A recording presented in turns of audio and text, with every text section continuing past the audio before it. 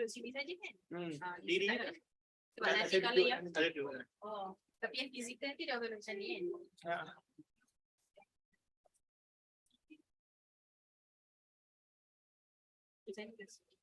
Yang online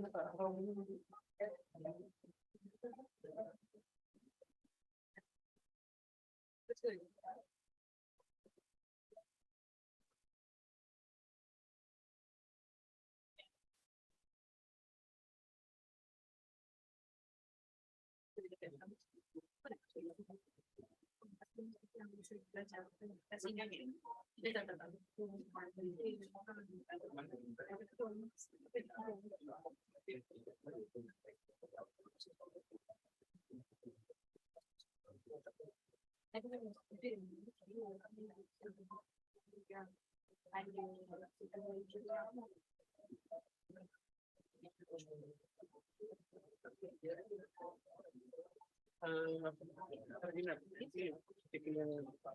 we have to welcome the professor, the audience, and also online audience. Okay. Online audience ni kan Zoom saja, dia ada di YouTube juga.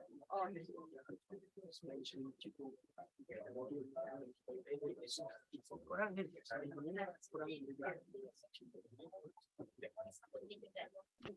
Are you there? Yes, Prof. I've just uploaded my MP4 presentation just in case you need it. So that's my talk. Just in case. Just in case. All right. So I'm not sure if you can download that now. It might be. That is in the chat, right? In the chat. Okay, all right. And it's quite large. It's 0.3 of a gigabyte. Okay, all right. So maybe just see if you can download that just in case. Just in case. Thanks, Prof. Okay.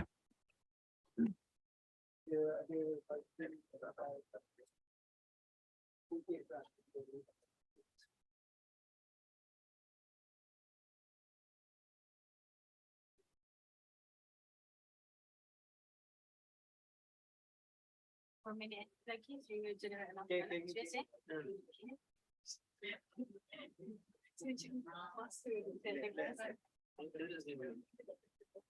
Kata tak balik kan? Tengok.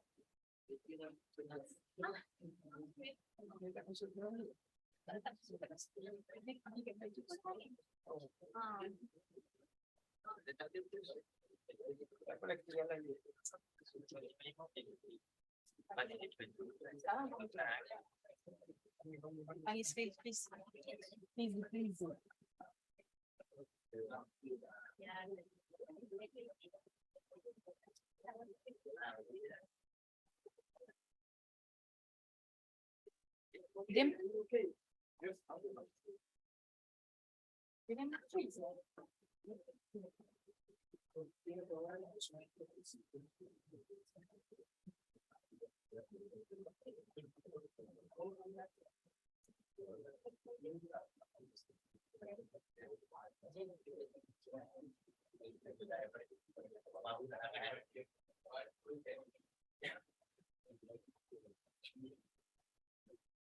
Pagi lagi ya sekarang.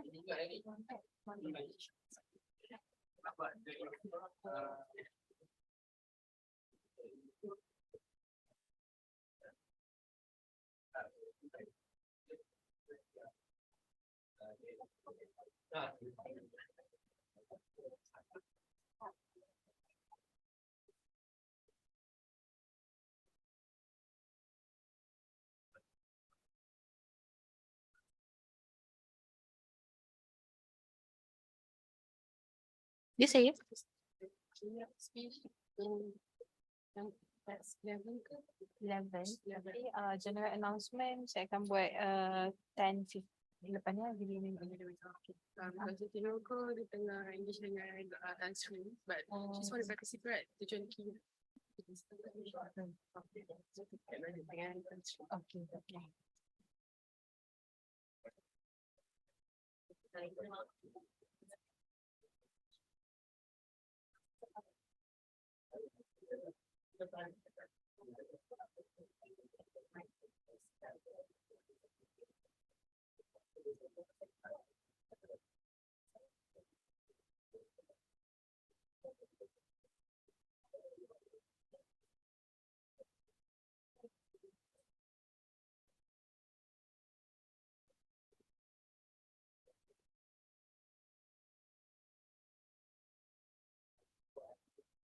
Ya, Farah?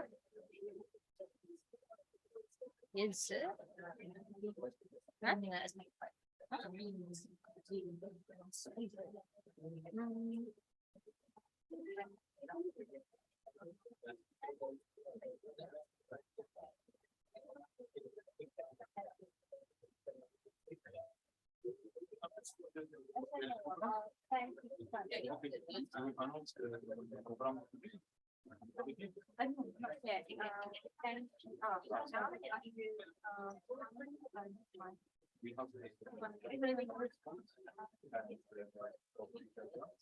Yes, but And workshop. yes. This is the latest one, I think. I will adjust this, okay. Okay, so I will just announce this agenda for today, and then after the tentative, okay, I will start call Dr. Sam to moderate the Moderate first. the Yes, first. yes. I just need to mention the Yes, you The just need mention yes. This Yes, because Noel Scott, Vijaya, then the workshop. no, you just need to mention the Noel Scott, Professor Noel Scott only, Mhm. and then after finish, we Then will start Vijaya. with Vijaya. Mhm. Okay, we will Okay. call them one by one. Okay.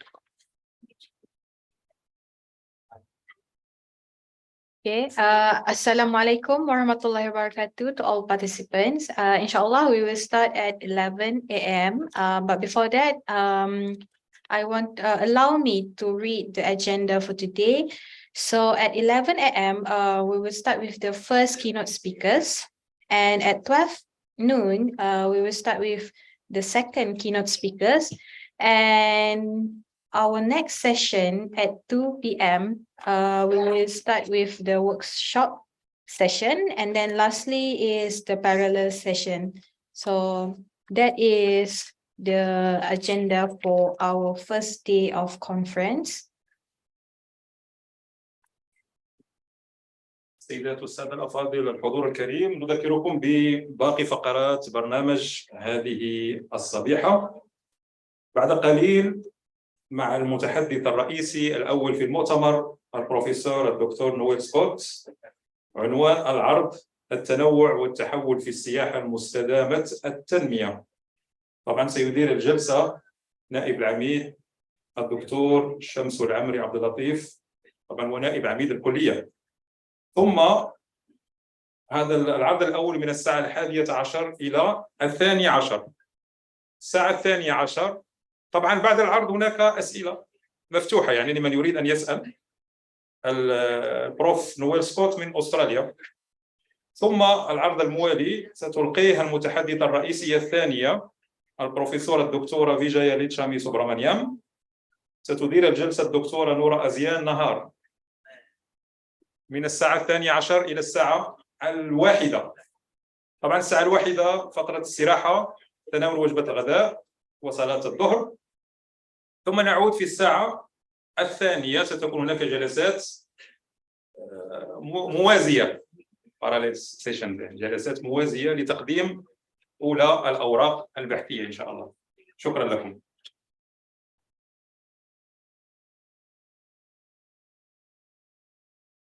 Belum ada kesimpulan.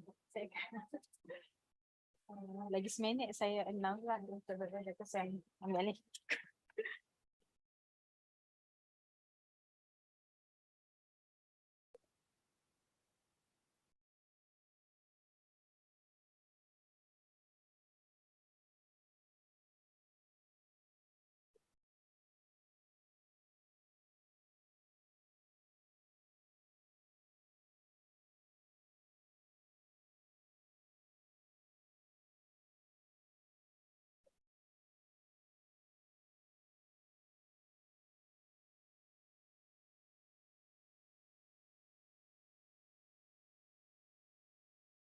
Assalamualaikum warahmatullahi wabarakatuh, ladies and gentlemen, professor, doctors, all the participants in online and also physical in this lecture hall. We are now in the keynote speaker sessions. So for the first talk is by Professor Dr. Noel Scott, titled Diversity and Transformation in Sustainable Tourism.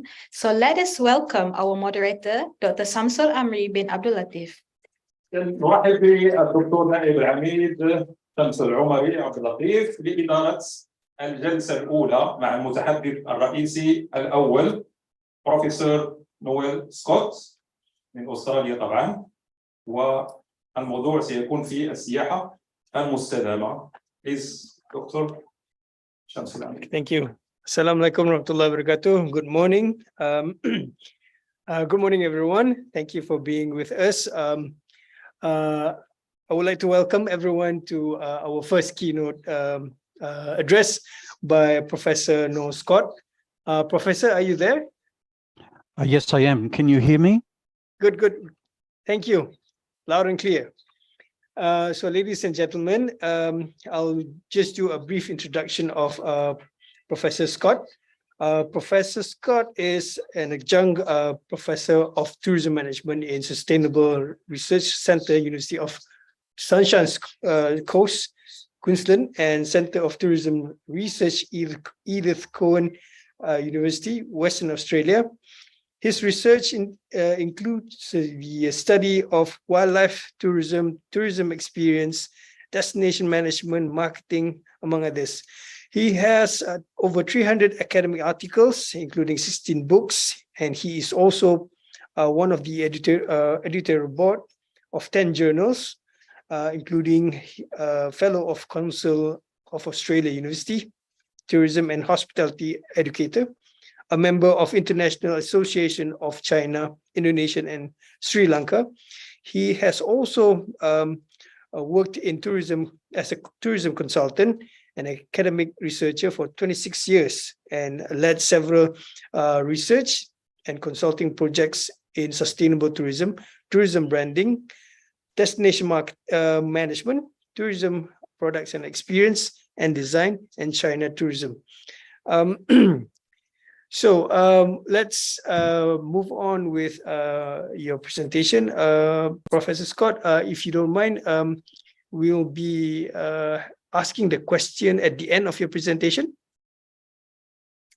Good. Okay, thank you. Great. All right, I'll hand it over to you, Prof. Thank you. Thank you very much. And I'll share my screen now so that you can see my presentation if I can find it. Here it is. So hopefully you can see my presentation yes. now. It is Good. It is there. Okay. Thank you. So thank you. So I really appreciate the opportunity to talk to you today.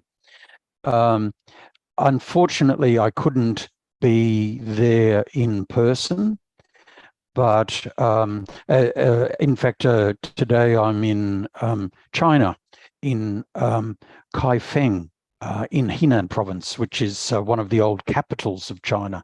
So, but I'm talking here through the miracle of technology. I want to thank the organizers of the conference for their kind invitation to talk today. And I hope that I can give you some thoughts about sustainable tourism and what it means. My talk today will be, I'll talk fairly generally about sustainable tourism and what it is first. And then I want to talk or raise some issues for you to think about, which may be a little bit challenging in terms of what sustainable tourism is. But and as I say, I'm very happy to answer any questions, but as the moderator says, I'll try and do that at the end. Okay, so now I've got to work out how to move. Yes, here we are. So sustainable development, the idea of sustainability and how we address some of the key problems of our modern world comes from some work that was done, maybe over 30 years ago, where people started thinking about how to both develop and protect the environment and society at the same time.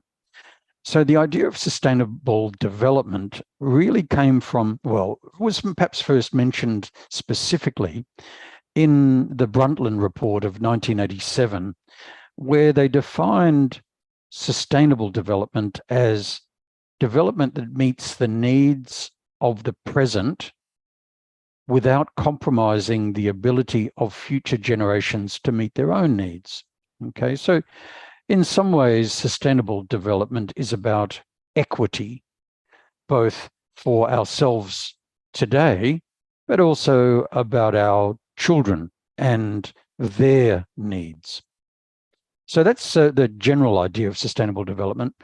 And that definition or that idea was translated into the tourism literature pretty much by adapting it to tourism. So sustainable tourism is the same as sustainable development, but just related to tourism specifically. So it's tourism development that meets the needs of the present without compromising the ability of future generations to meet their own needs. Okay, so the tourism sector is trying to use the same idea of sustainability and sustainable development as the rest of the world is. Yeah. So what do we mean by tourism then? Well, in terms of economic development, and I'm not sure in the audience if everyone has a background in tourism, probably not. So tourism is a type of human activity that is often used by governments as a form of regional economic development. Okay, and as I'll talk about later, tourism is like any other form of economic development. It has both positive and negative impacts on the environment and on society, and even economically. And so tourism is a form of regional economic development that many governments encourage, but which must or can be and must be managed to improve its outcomes.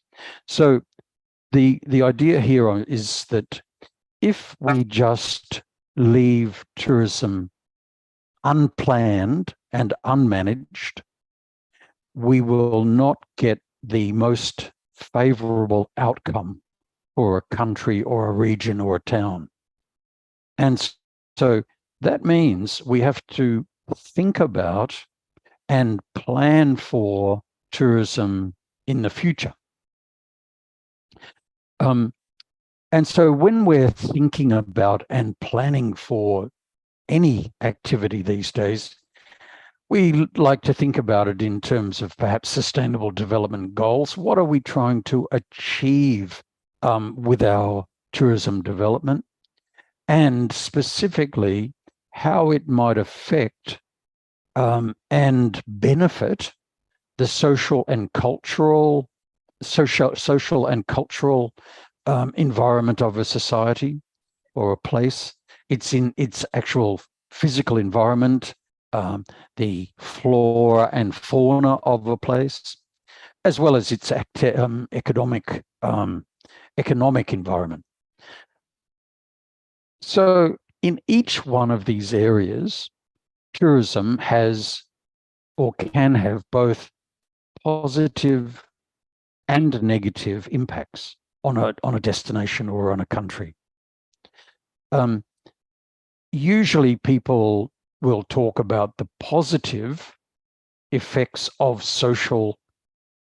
tourism on society and its culture in terms of perhaps cross-cultural understanding. It helps people from different countries to learn about and understand different cultures, the culture of a particular country, such as Malaysia. It also can contribute to the preservation of a culture and its heritage. Now, this is an example of this might be that there is a particular dance or a music or some artworks or activities of people in a society that are traditional and valued. And so often tourists are very interested in those things and therefore willing to pay money to see them. In that way, tourism can contribute money towards the preservation of traditional cultural activities, or perhaps to visiting the museums, the living history of a town. It can also be useful in demonstrating perhaps some of the ways that traditional society can not improve, but change in a positive way. Tourism can be a force which allows people to help marginalized groups in society. Perhaps it can help particularly women to obtain more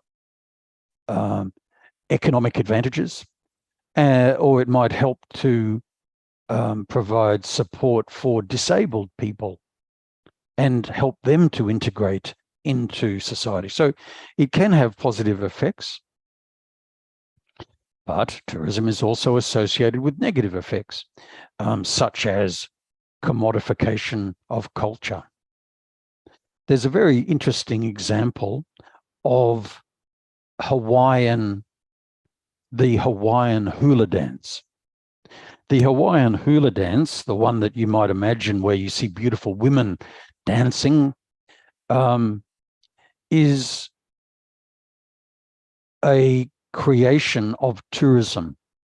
The original dancing, the hula dance, was a warrior's dance, and it was about demonstrating the traditional strength of the culture.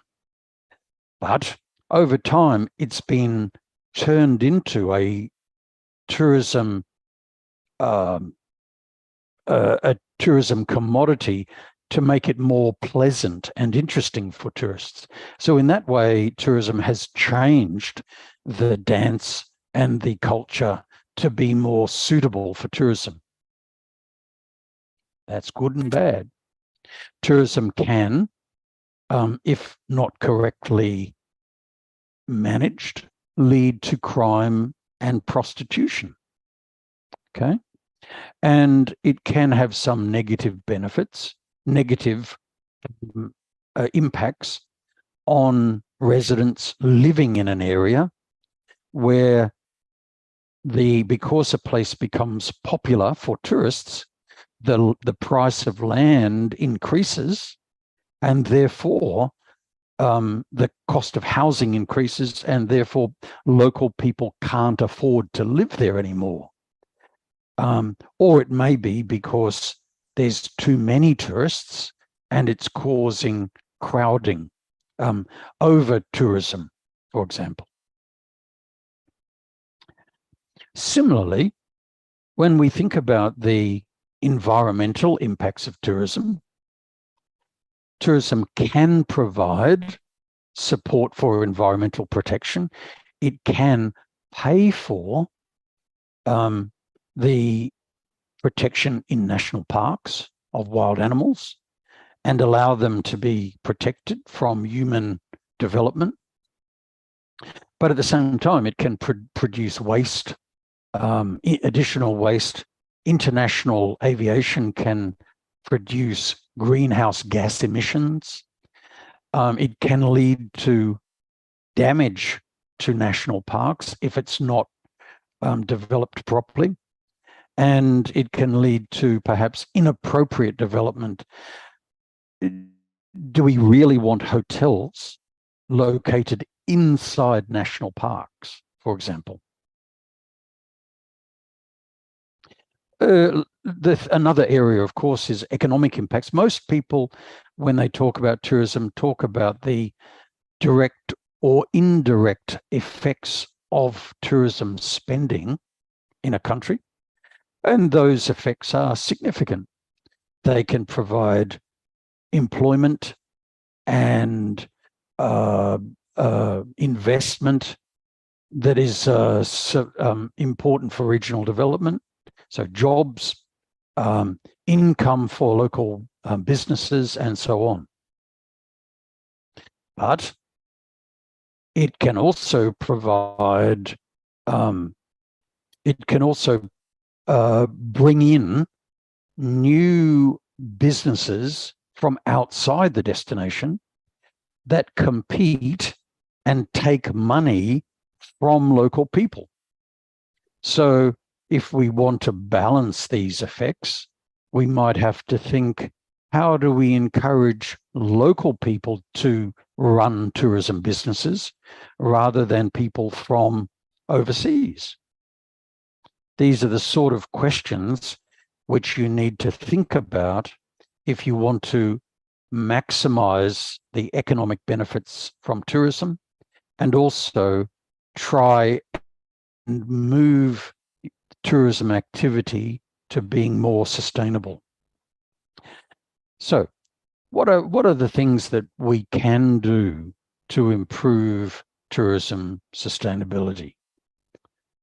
Of course, one of the main things I think about is simply to begin planning for it, to develop our plans, long-term plans for a destination that anticipate future growth, and perhaps even set objectives, tangible objectives for how much growth from tourism we want. And then translate that plan into the framework that we use for making day-to-day decisions that provides guidance for how development happens today. Now that's hard because it can be difficult to anticipate what type of tourism we want in 10 years' time. But it's also something that many tourism destinations do not do. And of course, the plans have to be flexible. Responding to COVID is a good example of having to be flexible. Therefore, you need to review these plans regularly. But the key point is, have you started thinking? And do you have a draft or some ideas about how you want your destination to look 10 years ahead? When you try and do this, you might want to think about creating a destination vision. Now, a destination vision is a tool, it's a way to try and begin to plan for the future, not in detail, but in terms of a general idea of what is good. And it tries to create a shared picture in the minds of people in the community and government and business and tourism about what is good, what should a tourism place look like in 10 years. So do you have a mutually agreeable vision of what you want as a community, not in 2028, but in 2033 now? Okay, so, and can you write that down as a picture, as a paragraph? If you can, then you're starting to be able to develop long-term goals which help you to achieve that vision. Okay, if you don't, then if you don't have some idea of the future, then perhaps you're going to again run into over-tourism. Now, of course, over-tourism and carrying capacity of destinations was a problem pre-COVID that many destinations were developing. But let me tell you, in China today, the number of tourists traveling is about back at pre-COVID levels, not traveling overseas, but in China. And therefore, it is important to think that tourism will recover back to pre-COVID or exceed pre-COVID levels, and therefore how to avoid problems with carrying capacity of destinations is something to plan for now, not after it occurs.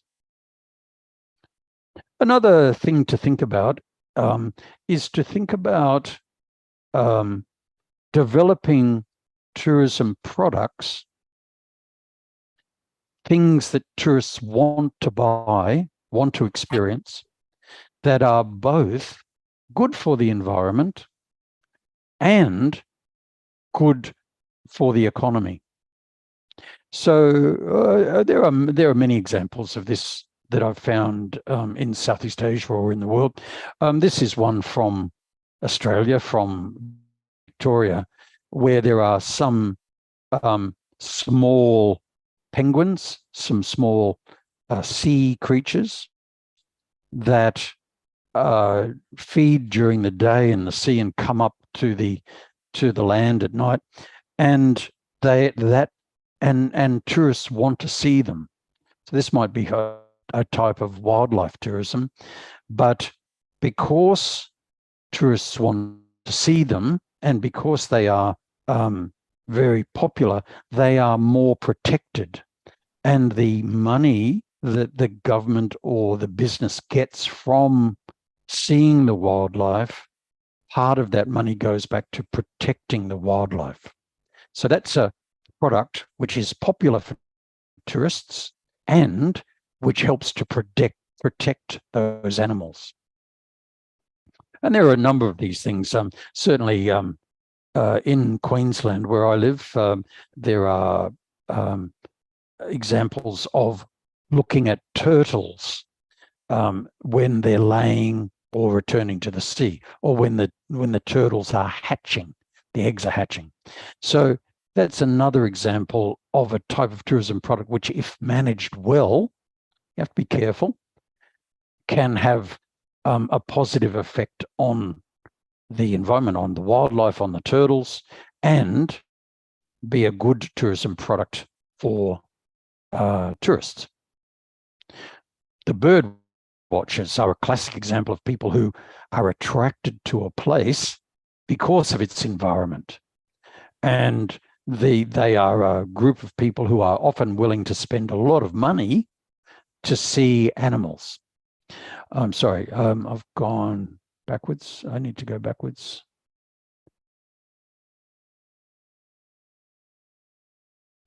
So bird watchers are is a market sector that where people will pay quite a lot of money to see the environment protected and the animals in that environment, just to take pictures of them.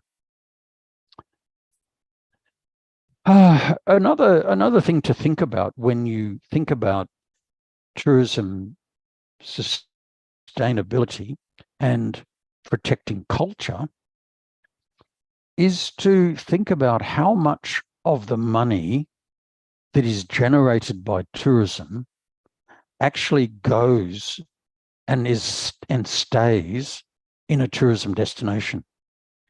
So do you have a destination where there's lots of money coming through tourists, but that money goes back to other places in Malaysia or overseas? How much benefit do local people get from tourism? And one of the success criteria, or the evaluation criteria for a destination, I think, is the percentage of money that is earned by local people from tourism. And on the right-hand side, you'll see a diagram. This is showing all the different parts of tourism, and in each one of these areas, there may be opportunities for including local people and local businesses so that they benefit from tourism. So one of the strategic ideas for a destination is to work on improving the benefits for local people in each one of these areas. That, of course, means that you have to think about measuring your performance. And there are many ways to do that. You could think about how much money is going to local people, how much energy is used by the tourism industry, and perhaps try and make that decline. You can try and measure how much water is being used, how the effect of tourism on the environment in terms of conservation of wildlife, and so on. So maybe you want to think about measuring the sustainability of your tourism industry. And if you want to do that, there are many different measurements that are already available from the United Nations World Tourism Organization and other organizations, which allow you to measure certain things and hence see how you're tracking in terms of improving your sustainability. Another thing to think about is rewarding good performance.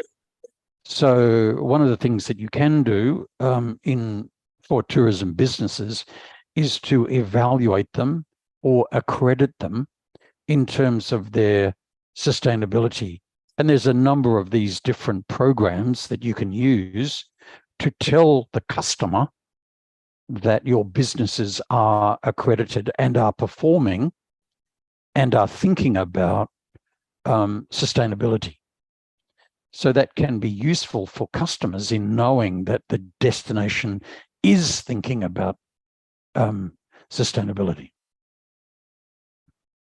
Okay, so there's some general comments. I now want to be perhaps a little bit controversial, and I want to talk about one issue which many people, I think, assume, but I'm not sure it's correct.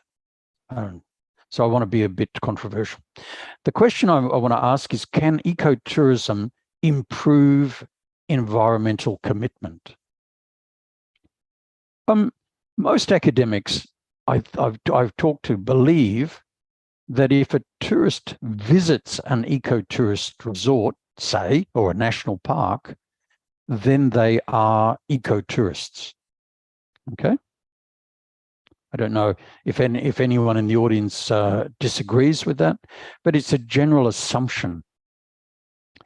A second assumption, or a second common belief, is that ecotourism in national parks is a good thing because visiting a national park creates interest in preserving the environment. Perhaps that makes sense. Now let's think about each one of those in turn. The first one is that most academics believe that if a tourist visits an ecotourist resort, then they are ecotourists. I believe that's incorrect, that not all tourists visiting an ecotourist resort or even a national park are ecotourists. Depending upon how you define ecotourism, it could be that people are visiting a national park only to have a relaxing time. They're not interested in the environment. Or maybe they're going to a national park to spend time with their friends. Or maybe they are going to a national park to do some sports activity. Now, those are all good things, but they might differ from what we would normally define an ecotourist as. So I would challenge you to think that tourists, all people visiting an ecotourism are tourists. The second thing, and this is more controversial, but most people, especially in Queensland, where I live in Australia,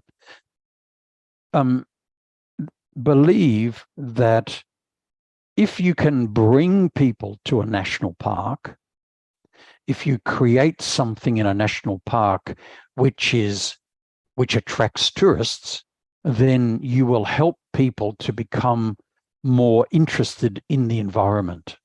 Okay. And some governments use this as a way to encourage the location of hotels or other facilities within the borders of a national park. Now, I don't necessarily agree with this. You see, I do think that people going to a national park, many of them may think that a national park is a good thing and they like national parks, but that sentiment, that idea exists before they visit the park. In fact, if a person is an ecotourist who wants to protect the environment, they choose to go to a national park before they arrive. So the hotel in the national park doesn't improve people's environmental protection attitudes. Those already exist before people come. And so the argument that the hotel in a national park helps to protect the environment is wrong. In fact, the people who go to a national park, a hotel in a national park, maybe they already want to protect the national park. Or even perhaps the people who do not go to a hotel, who are real ecotourists and believe there should be no development in a national park, are the people who are the ecotourists. So that the people who go and stay in a hotel in a national park are not strongly committed to protecting the national park. So what I want you to think about is that the park does not cause people to protect the environment. They already want that before they arrive.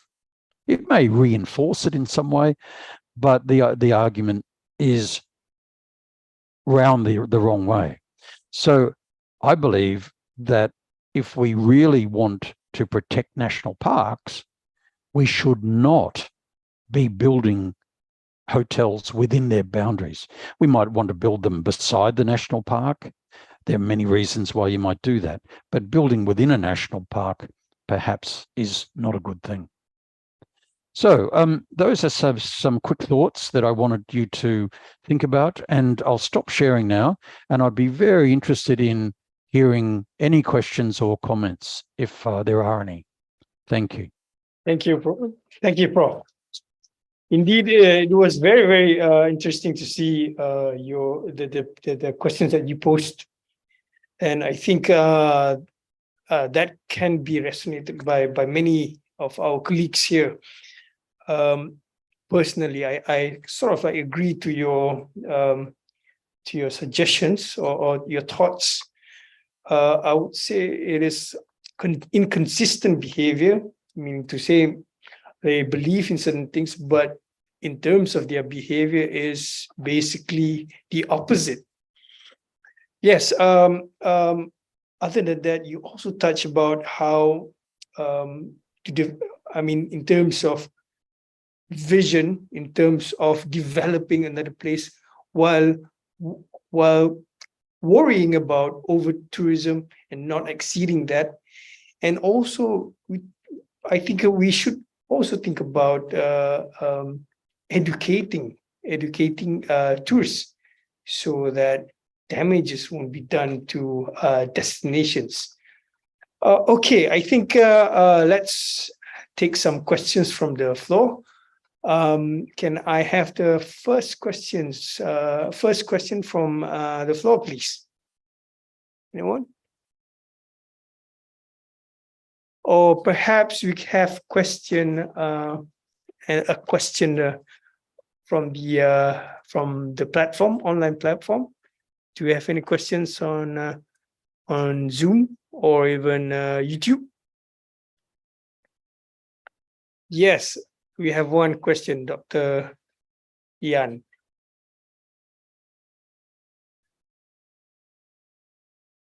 Oh, just a moment. We have a microphone here.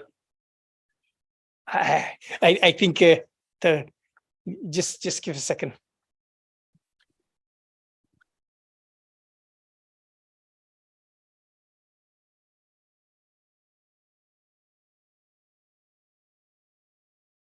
Hello, can you hear me? All right. Prof, thank you so much for your Yes, I can. sharing. Hello? Hello. Okay, very good sharing. Based on your discussion just now on myth and arguments on ecotourism, so let's say I do agree with your point, like they build I'm sorry, because there's an echo here.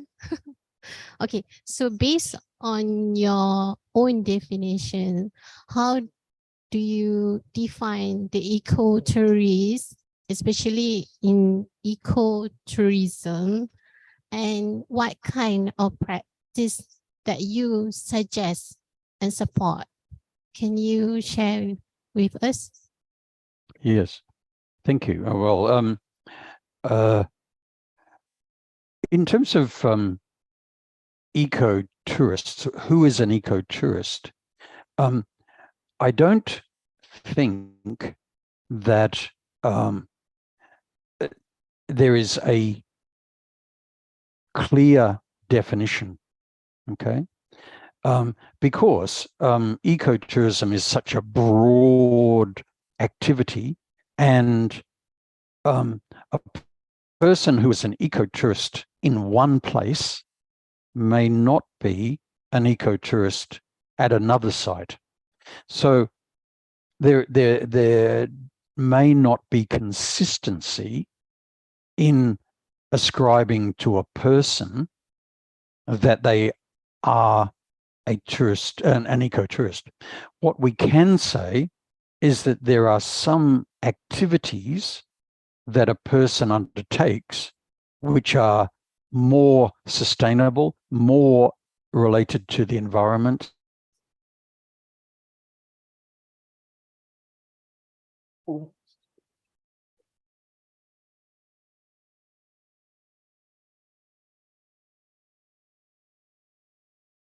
Is it our connection or there? Can you hear me? Yes.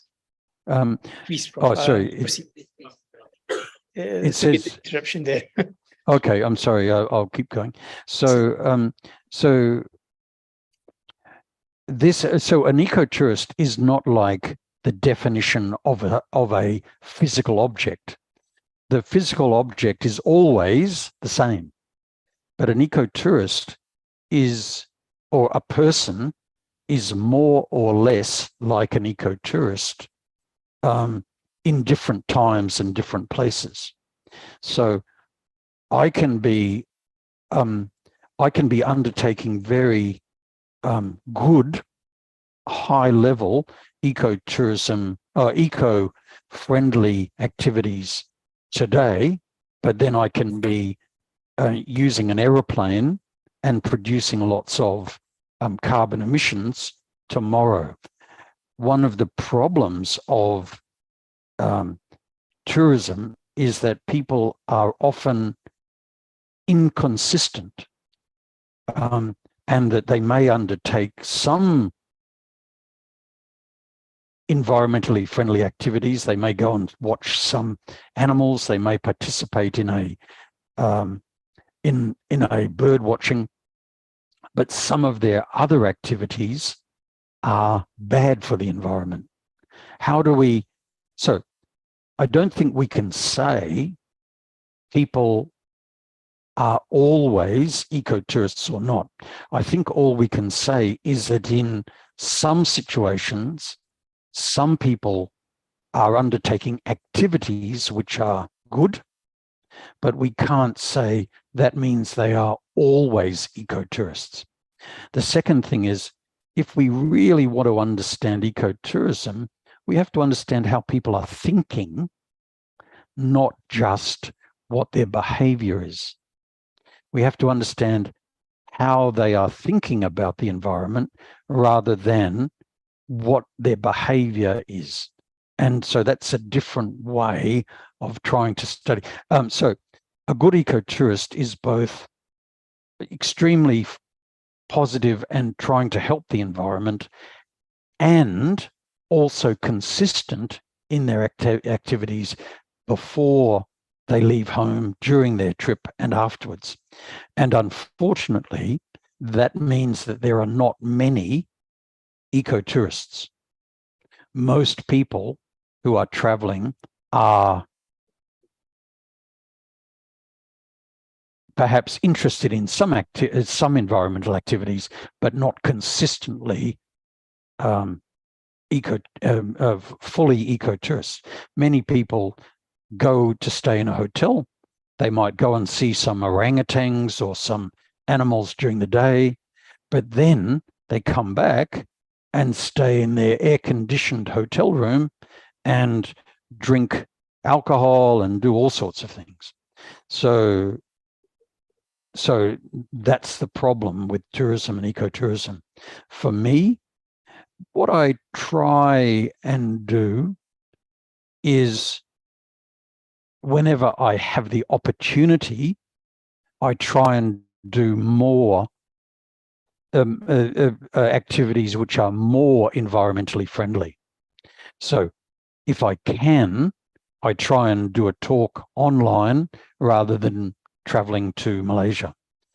Or I try and visit a environmentally friendly place rather than another place. So I try and be an eco-tourist if I can, but I can't always be. I don't know if that helps, but that's just some thoughts. Thank you, Prof. I hope that answers the Jan's question. Yes, relating to what you just said, Prof, when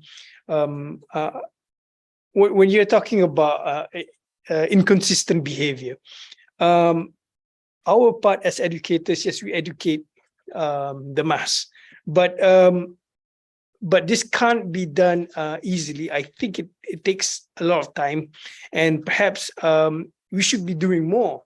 I'm quite curious, how does it work over there in Australia?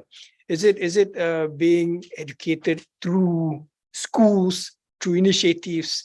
I saw certain in your slide, you did show, the badges. Certain initiatives are being done. That is part of education, but how do you actually do it over there in Australia to ensure that Australians try their very best to become ecotourists? Mm. Yes. Well, the answer in part is related to the government's policy to do with sustainability. And I have to say that the Australian government's policy towards sustainability is not good best practice. Okay, I think that in Australia there is a general feeling in the government that Australia's greenhouse contribution is small, and therefore we don't need to do much. For example, that's an example. But still, within the education system, there has been a lot of work done at a primary and secondary and even tertiary level to build ideas of sustainability into the curricula. Okay, so so there is some, and generally there's support, wide support in the Australian community for sustainability, for ecotourism and those sort of things. It's just the problem is not the general attitude, it's translating that into action. And that is not only the responsibility of individual people. You see, so I think sometimes sustainability is being treated by governments as an individual blame problem rather than a group blame problem. So an individual blame problem is, oh, look, we've got a problem with sustainability, therefore each of you individuals have to do something. Okay. But that's not always something that an individual can do. In fact, arguably the responsibility for improvements in sustainability belong to government, not to individuals. Right. So that's where government policy needs to come in, and that's where perhaps, and governments need to take responsibility and develop agendas which lead to sustainability. And the Australian government is not clear always on how it's doing that. I see. I think that resonates to many countries as well. But we as human beings should be taking a lot of action so that our children, our future will be in a better position. Thank you, Prof, for your answer. Okay. Right. Okay. Do you have any more questions? All right. Okay. Since we do not have any more questions. Yes. You have a question proposal. Or do you want to ask? 2 minutes. Yes. Okay. Sorry. All right. Okay. Hello. Sorry. Just let me there. Good morning, Hussein. Morning. Hello, Prof. Noel Scott. Hello. I am Dr. Khalid Shataibi. I have a proposal, if you can allow me. So as our IIUM rector said just now, we need to create some changes in education, in tourism, sustainability. So I have an idea. It's a proposal for you as an expert in tourism and sustainability. I have a team of translators from English to Arabic, and we are interested in translating the books and articles. So this is, we can discuss later. I'm just making this proposal because, you know, some Arab countries, they have a lot of monuments, landmarks, like Egypt, like Morocco, Tunisia, so many, but they need the good education and modern information expertise to attract more tourists, because, you know, the tourism industry now, it can make a lot of income and development to the countries, especially the what you call the developing countries. So this is my proposal. We will discuss later. Yeah, sure. Thank you very much, Professor. In terms of those countries, yes, I have spent some time in some of those countries, in Egypt, in Saudi Arabia, Dubai, of course, and then Oman. And I know that there is interest, for example, in sustainability and sustainable tourism in each one of those countries. I have worked on the general idea of Arabic, let's say Arabic and Islamic tourism, although those are different things. But I am aware that there's a lot of interesting work being done in those countries. And so, yes, I'd be very happy to talk to you. There are some other people who would be also interested, I'm sure, in talking to you about these initiatives. And perhaps we could try and not just talk to me, but talk to some other people as well. Right, that'll be great.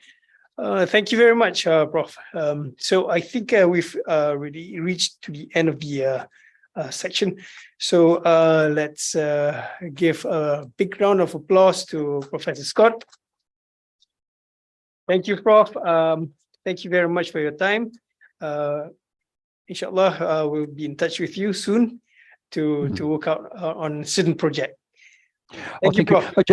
Just a final point. I believe Yes. I am discussing with some people to visit Malaysia and visit Taylor's University, I think, in October.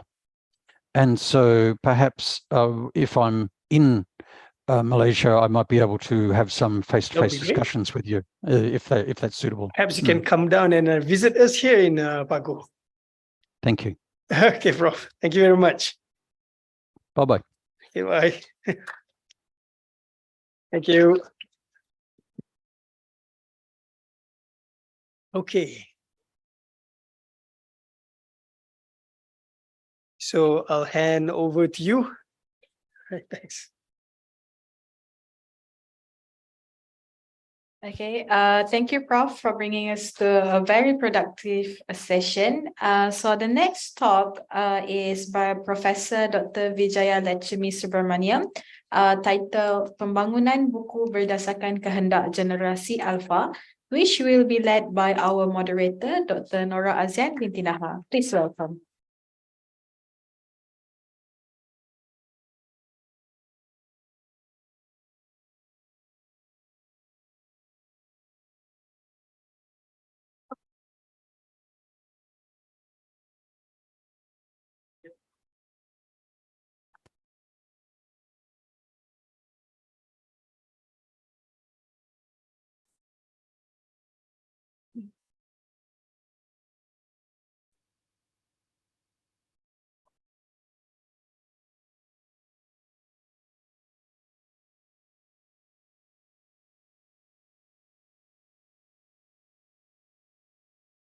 Melati kuntum tumbuh melata, sayang merbah di pohon cemara.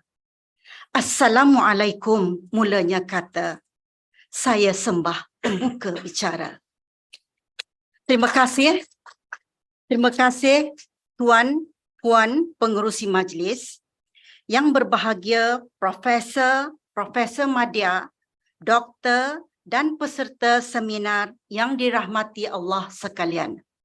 Selamat datang diucapkan kepada hadirin yang menyertai persidangan antarabangsa Bahasa Pendidikan dan Pelancongan 2023. Terlebih dahulu, izinkan saya membacakan biodata pengucap tama hari ini. Yang berbahagia Profesor Dr. Vijaya Lechumi Subramaniam merupakan profesor di Jabatan Bahasa Melayu, Fakulti Bahasa Moden dan Komunikasi Universiti Putra Malaysia. Beliau memiliki kepakaran dalam bidang linguistik terapan, psikolinguistik dan terjemahan. Beliau merupakan bekas guru terlatih dari Maktab Perguruan Kinta Ipoh dan memperoleh sijil kursus perguruan asas dalam peringkat cemerlang. Menelusuri sumbangan beliau dalam bidang penerbitan, pelbagai genre khusus buku, makalah jurnal, penulisan bab dalam buku atau e-buku dan banyak lagi penerbitan ilmiah telah dihasilkan oleh beliau dengan jayanya. Beliau juga turut menjalankan pelbagai kajian secara proaktif dalam bidang perolehan dan pembelajaran bahasa kedua. Sementelahan pencapaian beliau begitu terselah apabila beliau berjaya merangkul beberapa anugerah dalam penyelidikan yang berkaitan dengan permasalahan disleksia. Antaranya Design, Research and Innovation Exhibition PRPI 2009, 2012 dan 2016 dengan merangkul anugerah emas. Prof juga telah memenangi anugerah emas di peringkat Reka Cipta, Inovasi dan Teknologi Iclet 2011, 2017 dan 2021. Manakala dalam pameran Reka Cipta, Inovasi dan Teknologi 2011, WIPO, Prof telah mendapat anugerah terbaik. Anugerah demi anugerah emas telah dirangkul oleh Prof termasuk dalam persidangan antarabangsa dan pameran inovasi Institusi Pengajian Tinggi Pencipta 2011, Expo Teknologi Malaysia MATEC 2012 dan 2020 serta Anugerah Inovasi Selangor Anis 2017 dengan pingat emas. Hebat, Prof. Manakala hadiah utama Institut Pengajian Tinggi Invention, Innovation and Design IID Johor 2017, Prof telah mendapat anugerah berlian Diamond Award. International Invention Innovation Competition in Canada, ICANN, 2017, 2020 dan 2021. Ketiga-tiga pertandingan Prof berjaya mendapat pingat emas. Hebat sekali lagi. Pada masa yang sama, beliau turut melibatkan diri secara aktif pelbagai program pada peringkat kebangsaan untuk industri dan komuniti seperti program Guru Celik Bahasa 2016 hingga 2018, program Transformasi Ilmu Disleksia 2018 hingga 2019 dan program Pemerkasaan Bahasa Kebangsaan 2020 hingga 2021. Sejajar dengan sumbangan dan pencapaian beliau sepanjang perkhidmatan, beliau telah menerima anugerah perkhidmatan cemerlang pada tahun 2004, 2009 dan 2015 serta menerima sijil perkhidmatan cemerlang dari tahun 2014 hingga 2021. Satu kejayaan unggul sepanjang tempoh perkhidmatan beliau dalam bidang ini ialah pengurniaan anugerah penghargaan akademik bahasa Melayu bagi 2018 oleh Kementerian Pendidikan Malaysia. Setakat itu sebahagian daripada 20 muka surat CV Prof yang sempat dibacakan. Kini ingin saya perkenalkan tajuk yang akan disampaikan oleh Prof iaitu transformasi dalam pembangunan buku sejajar dengan perkembangan generasi kini. Amat penting dijalankan agar dapat mencapai objektif yang ditetapkan. Sehubungan dengan itu, kajian telah dilaksanakan untuk mengenal pasti keperluan generasi Z dan generasi Alpha dari aspek pengajaran dan pembelajaran. Hasilnya, pembangunan buku sekadar penjelasan dalam bentuk ayat yang panjang tidak mencukupi untuk mempengaruhi fikiran generasi berasaskan teknologi. beberapa elemen penting harus dipertimbangkan untuk memudahkan penyampaian maklumat. Lebih-lebih lagi, kebergantungan terhadap ilmu, terhadap teknologi turut menjejaskan kemahiran psikomotor generasi kini. Baiklah, tanpa melengahkan masa, saya dengan hormatnya mempersilakan Prof. Dr. Wijaya Lechmi Subramaniam, Profesor Jabatan Bahasa Melayu, Fakulti Bahasa Moden dan Komunikasi, Universiti Putra Malaysia untuk menyampaikan ucap tama beliau dengan tajuk Pembangunan Buku Berdasarkan Pemikiran Generasi Alpha. Dipersilakan, Prof.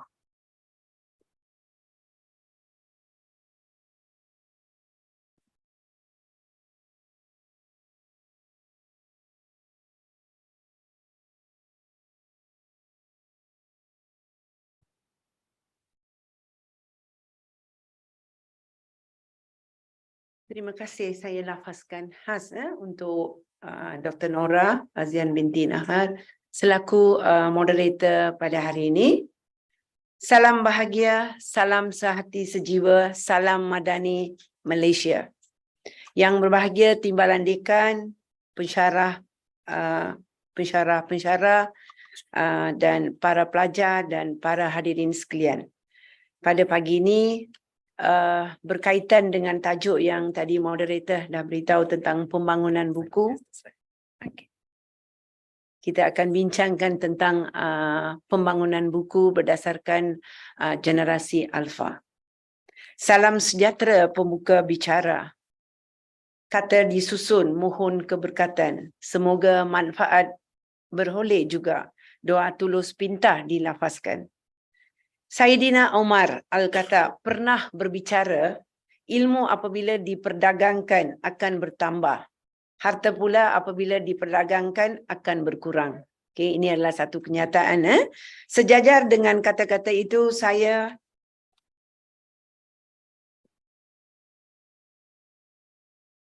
pensyarah di Jabatan Bahasa Melayu, Fakulti Bahasa Moden dan Komunikasi, Universiti Putra Malaysia. Cukup bertuah apabila diundang sebagai pengucap utama dalam majlis ilmu ICLET. Semoga majlis pada hari ini terus dirahmati oleh Yang Maha Esa. Pada hari yang berbahagia ini, saya ingin mengajak sidang Dewan sekalian agar membuka mata dan minda sama-sama selongkar tajuk yang saya sampaikan pada pagi ini, iaitu penggunaan buku berdasarkan kehendak generasi alfa. Okey, berdasarkan kita dalam kalangan kita sendiri, kalau kita tepuk dada tanya minda, adakah generasi kita ni sama dengan generasi yang datang, yang akan datang? Mungkin dalam kalangan kita ada generasi X. Bermula artinya saya sendiri generasi X, Y, Z dan generasi Alpha. Okay.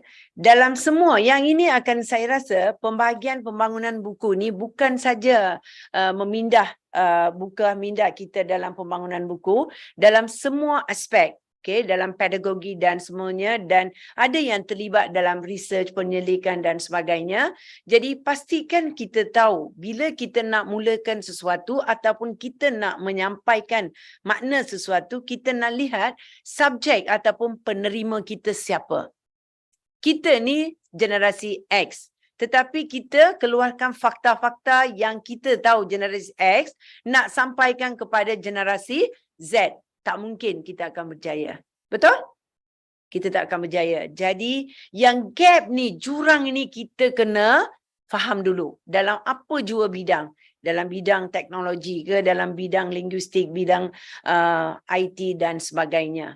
Jadi untuk yang bahagian ini, bila kita lihat pemikiran mereka, generasi X ni rasional, manakala penakulan mereka tahap yang memuaskan. Sebab dia akan takul apa yang dia baca dan sebagainya. Okay?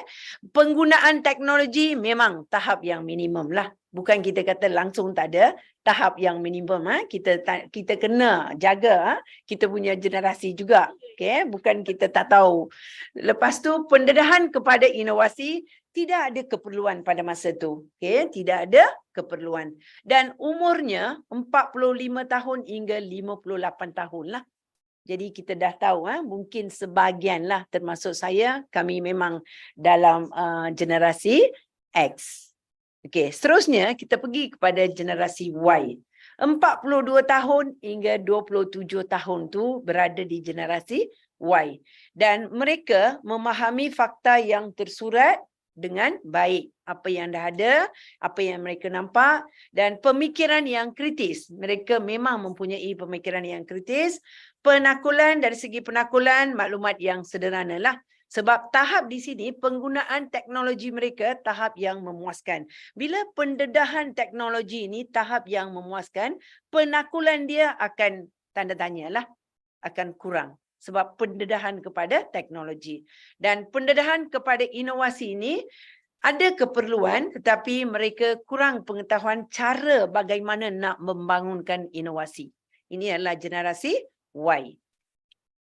Manakala generasi Z mungkin ada yang ada di sini, iaitu 26 tahun, 26 tahun sehingga 11 tahun. Mereka ada generasi Z. Okey, jadi pemahaman mereka tersurat dan tersirat. Mereka akan tahu tersurat dan tersirat. Ada ejaan salah di situ. Tersurat dan tersirat. Okey, pemikiran yang lebih kritis dan kreatif, menakul maklumat dengan baik, dan penggunaan teknologi secara meluas. Okay, jadi X kena minta bantuan daripada Z. Okay. Lepas tu pendedahan kepada inovasi ke arah penerokaan dan penciptaan inovasi, dan para hadirin sudah tentu mendengar dengan AI. Okay, Artificial Intelligence memang dah mula. Okay, mereka nak tahu perkembangan mereka ataupun pencapaian dan sebagainya menerusi inovasi. Manakala generasi Alpha. Okay, generasi Alpha ni sekarang kurang-kurangnya dah ada dalam 13 tahun hingga kini lah. Okay, darjah 1, 2 dah ada. Pemahaman yang lebih menjangkaui. Artinya dia ada advance. Okay, dia punya ni apa yang X tak fikirkan, Z, X, Y, Z tak fikirkan, dia orang dah fikir, mula dah fikirkan lah. Dengan pendedahan, pemikiran dia orang luar kotak. Kalau kita kata A, dia akan kata C. Kalau kita kata C, dia akan kata E. Okay? Dan penakulan mereka secara, mereka tak nak tersirat. Semua tersurat. Straight to point. Dia tak nak. Okay? Lepas tu penggunaan teknologi, memang. Okay? Dalam jari kelengking lah. Tekan je dia orang, semua dia dah tahu dah. Sekarang tak perlu nak ibu bapa nak beritahu apa-apa. Semua dia orang dah tahu dah. Okey, kalau hilang ibu bapa pun tak apa, jangan hilang handphone. Okey, dia tak cari handphone tu segala-galanya. Okey. Lepas tu pendedahan kepada inovasinya, tahap kecerdasan buatan yang tinggi lah tadi saya katakan AI Jadi ini adalah apa-apa nanti bila kita nak buat sesuatu, kita kena tahu perbezaan dia. Itu yang masalah pendidikan sampai hari ini menjadi satu cabaran. Cikgu-cikgu yang berumur, saya 55, kalau berhadapan dengan di sekolah rendah, murid saya 7 tahun. Secara ini saya mengajar bahasa Melayu di darjah 1 lah, anggapkan. Saya dapat ni peluang, saya ajar bahasa Melayu di darjah 1 7 tahun. 58, 55 dengan 7 tahun ni, tengok gap dia. Ada tak pedagogi capai? Tak capai. Sebab kita tak boleh. Kita X, Y, Z, ada 2 lagi. Ajar alpha. Kemungkinan di situlah kita ada perubahan lah, drastik. Perlu. Okay? Kalau tak ada, memang kita tak capai. Sebab tu sekolah, cikgu-cikgu banyak keluarkan idea, banyak berusaha untuk ni, tapi tak capai. PDP tak capai. Sebab kita tak boleh baca pemikiran golongan alpha ni. Dia nak semua bukan dari segi fakta dan sebagainya. Dia nak semua dalam bentuk teknologi, bentuk permainan, bentuk aktiviti. Di mana X gagal memenuhi aspirasi golongan alpha. Okay, jadi para penulis, mungkin ada yang kita antara ni nak menulis buku dan sebagainya. Ini adalah peluang kita. Sebab buku teks yang ada, dah ada. Jadi mereka buku teks ini memang buku utama lah. Kita tak boleh ni kan, pertikaikan. Jadi mungkin kita tujunya buku iringan banyak. Kita kena buat buku iringan dia banyak. Macam mana? Dengan kehendak generasi alfa. Okay, itu yang saya nak rungkaikan hari ini. Bagaimana kalau seorang penulis kita nak berhasrat nak menghasilkan buku-buku yang selaras dengan kehendak generasi alfa ni macam mana? Okey, yang ini jadi perlu menguasai generasi alfa ni, melayan generasi alfa, minda yang terbuka, penggunaan pelbagai strategi dan tidak memberikan tekanan. Kalau memberikan tekanan, habis. Okay, itu yang kita tak boleh gambar. Dia orang dah terlalu terikat dengan teknologi. Okay, baru-baru ini ada satu cerita yang berlaku di US di mana umur budak tu 9 tahun bila dia perhatikan kartun dalam ni, TV dalam ni dan dalam permainan tu, bila mate dia pijak dia punya tali tu, jadi dia terputus. Jadi dia ambil yang benda yang ada tajam dekat situ tu, gunting, terus sebab dapat gangguan dia. Tiba-tiba. Jadi diorang menunjukkan dia dah, ilmu dia sekarang dalam bentuknya teknologi. Jadi gangguan macam tu menyebabkan diorang macam mana? Artinya dia dah adaptasi dengan teknologi kita. Okay? Jadi orang yang nak membuat dan sebagainya untuk mendekati dengan diorang ada strategi dan sebagainya. Jadi dalam pembangunan buku pun ada. Okay? Ada cara macam mana kita nak membangunkan buku berdasarkan kehendak generasi alfa. Okay, di sini ada satu aktiviti minda. Okay. Yang ini Sahat tekan. Okay. Cuba lihat, tepuk dada tanya minda. Di situ ada satu ni N dalam kelompok M dalam tu 10 Sahat. Tiba-tiba bila dah dapat tahu tu, letakkan Sahat tu dalam minda dan biar anda sendiri. Okay. Jadi dah pastikan? Dah. Berapa minit? Lebih kan? Jadi itu disebabkan oleh apa? Generasi kita. Ada yang X, macam saya memang bila saya uji saya lambat. Okay? X, Y mungkin cepat daripada saya. Dan Y, X, Y, Z ni lagi cepat. Kalau alpha, nampak je dia boleh tahu. Okay. Dah?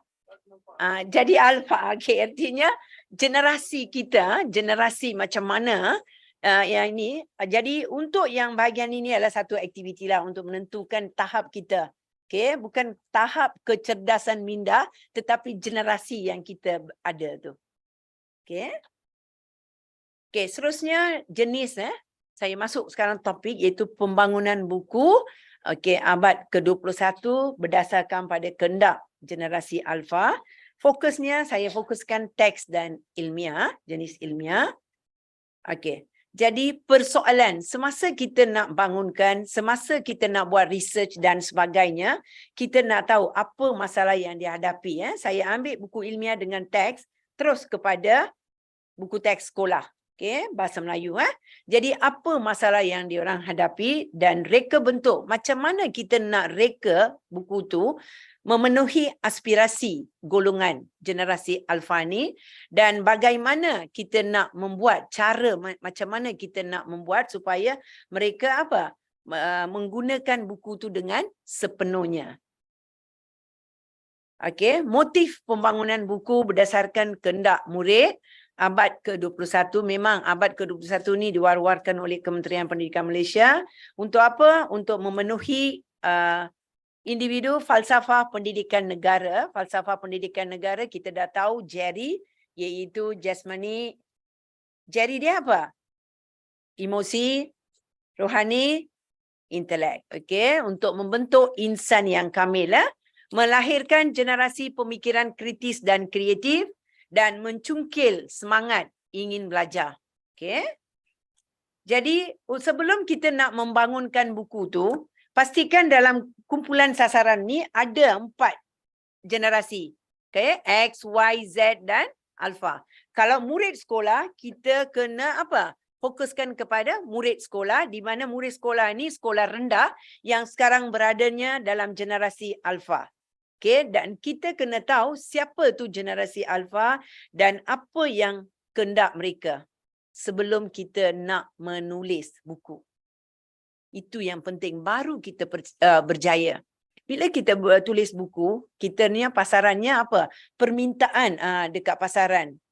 Jadi, bila permintaan dalam pasaran, barulah penulis dapat royalty. Okay, banyak kan? Jadi, keunikan tu ada di situ. Ini adalah satu teknik secara langsung saya memberi pendedahan supaya para penulis yang bakal pastikan benda ni letak dalam pengamalan, okay, semasa menulis buku. Seterusnya, ciri-ciri generasi alpha. Okay, mereka sentiasa pembaharuan, digital dan generasi memang yang senyap tapi membuat banyak perkara secara tersembunyi. Okay. Lepas tu golongan yang tidak sabar, kreatif, okay, suka secara praktikal, dia tak nak hafal lagi. Macam kami, X, memang apa yang ada dalam buku kita hafal. Okay, tak ada soalan. Semua hafal dan kita jawab soalan. Tak ada. Tapi yang generasi alpha ni secara praktikal, semua dia nak tahu. Okay. Seterusnya, tidak melihat banyak. Sebab tu dia orang tak suka nak baca buku sekarang. Kan dalam pasaran mungkin generasi alpha ni sekarang buku laris sebab kita ada XYZ. Kalau alpha nanti buku tak akan, penulis akan memikirkan sesuatu lah macam mana nak melariskan buku sebab mereka semua pendidikan digital. Okay. Lepas tu suka maklumat dalam bentuk berwarna, formula, info. Dia nak macam tu, ringkas, padat dia tak nak. Okay, supaya dia faham. Jadi dalam memartabatkan bahasa kebangsaan, jadi kita kenalah, okay, masanya dah sampai, para penulisnya bagaimana kita nak terapkan elemen-elemen supaya generasi alpha ni memberikan kerjasama dalam memperkasakan bahasa kebangsaan. Okay. Jadi di sini pembangunan buku berdasarkan tahap perkembangan minda yang terdiri daripada generasi alpha dan dapat meningkatkan minat dalam kalangan murid. Okey, dulu konsep PAK 21 saya rasa semua faham tentang konsep PAK 21, guru yang mengambil alih. Tetapi sekarang generasi alpha berpusatkan murid sebab mereka nak secara praktikal, mereka nak tahu. Okey, pengetahuan mendahului pengetahuan murid. Cikgu kena tahu apa yang murid dah tahu. Bukan cikgu tahu, terus datang masuk, cikgu bagi. Gagal lah. Okay, pedagogi PDPC kita gagal. Dan murid dalam bergiat aktif dalam kelas dan murid menghasilkan inovasi sendiri. Kalau kita bagi je input, diorang dah boleh menghasilkan inovasi berdasarkan pada arahan cikgu. Okay. Okay. Ciri-ciri pembelajaran abad ke-21. Bila kita nak tulis buku, jadi pastikan para penulis mengambil kira iaitu aspek komunikasi, pemikiran kritis, okay, seterusnya nilai etika dan murni, iaitu membentuk jati diri peribadi, masyarakat dan nasional, kolaboratif iaitu ada mewujudkan sikap kerjasama dalam aktiviti, dan kreatif itu adalah proses menjana idea. Okay, jadi aspek-aspek ini perlu diberi penekanan semasa seseorang menulis buku untuk generasi alpha. Saya rasa benda ni semua dah ada dalam DSKP. Okay, standard dokumen standard curriculum ni dah ada. Jadi kita akan, kalau kita lihat satu-satu aspek ini, kita letak dalam bahagian kandungan buku tu. Okay, dan abad ke-21 ni memang pembelajaran berpusatkan murid, mengukuhkan pemahaman, pada masa yang sama meningkatkan keseronokan semasa belajar dan meningkatkan semangat untuk belajar. Jadi rumusannya pembelajaran PAK 21 memang aspek yang perlu ada dalam konsep buku kita. Okay, yang buku yang kita hasilkan nantilah. Dan dulu memang pembangunan buku ni berdasarkan pada fakta, perkataan, latihan dan sebagainya. Tetapi sekarang biar dalam buku tu mesti ada grafik, mesti ada aktiviti, mesti ada pendidikan, iaitu pendedahan pendidikan digital. Mungkin ada QR code. Mesti ada, sebab tu sekarang Dewan Bahasa dan Pustaka semua dia ada dalam bentuk ni digital dan ada QR code, ada aktiviti, ada CD dan sebagainya. Jadi sebagai seorang penulis kita kena lihat iaitu dari segi kognitif, pemikiran generasi alfa, artinya persediaan generasi alfa dan gaya pembelajaran mereka macam mana. Yang dua-dua aspek ini pastikan diambil kira semasa penulis membangunkan buku-buku yang selaras dengan keperluan Kementerian Pendidikan Malaysia, iaitu buku-buku teks lah. Kalau buku-buku iringan tu berkaitan dengan buku-buku teks. Okey, konsep pemikiran generasi alfa ni dari segi maklumat ni memang mereka kalau kita letak grafik, pelbagai aktiviti dan sebagainya. Jadi ingatan jangka masa pendek dan ada juga aktivitinya yang perlu menjadi ulangan dalam buku tu. Ada satu aktiviti yang perlu diulangkan supaya benda tu letak dalam jangka masa yang panjang. Dan lagi satu, gaya pembelajaran mereka lebih dikenali sebagai multisensory, di mana penggabung jalinan deria mesti melibatkan mata, telinga, tangan, psikomotor, semua aktiviti dalam buku tu mesti ada. Dia tak boleh dari segi fakta. Fakta X, Y, Z. Alpha tak ada fakta, semua dia kena buat. Walaupun kita nak sampaikan maklumatnya mengikut hukum yang diberikan, tapi mereka kena aplikasikan buku tu dalam bentuk inovasi dan sebagainya. Baru kita capai hasrat. Seterusnya, ciri-ciri pembangunan buku ke abad 21 ni, satu, mesti ada inovasi. Berdasarkan pada inovasi. Yang kedua, mesti ada warna-warna. Warna-warni yang berbeza yang diorang sukalah. Lepas tu, pembangunan buku berdasarkan masalah yang dihadapi oleh murid. Contohnya dalam ni, buku-buku teks ataupun buku-buku yang saya maksudkan tadi ilmiah, buku kementerian di bawah KPM ni, buku teks ada macam hukum-hukum bahasa ni tidak diperincikan. Jadi buku iringan ni kita boleh buat secara tambahan sebagai buku iringan untuk anak-anak murid. Jadi mereka akan gunakan secara sendiri, tak perlu bergantung kepada cikgu. Jadi buku iringan yang kita nak hasilkan ni, kita kena terapkan nilai-nilai yang hendak dicapai oleh ataupun hendak diingat, yang diperlukan oleh generasi alfa ni. Jadi mesti ada penerapan latihan 3P. Iaitu 3P ni ada yang pertama pemulihan aktiviti yang berdasarkan kepada yang asas, lepas tu pengukuhan dan pengayaan. 3 bentuk dan grafik dan uraian yang ringkas dan tersusun. Jadi contohnya kalau kita belajar kata penguat ada 3 jenis. Jadi itu fakta. Untuk mereka kita kena ada kata penguat ni 3 jenis ni dalam bentuk inovasi. Contohnya kata penguat yang bebas adalah sekali, sungguh, amat, sekali, sangat. Sangat, sungguh, amat, 3 tu.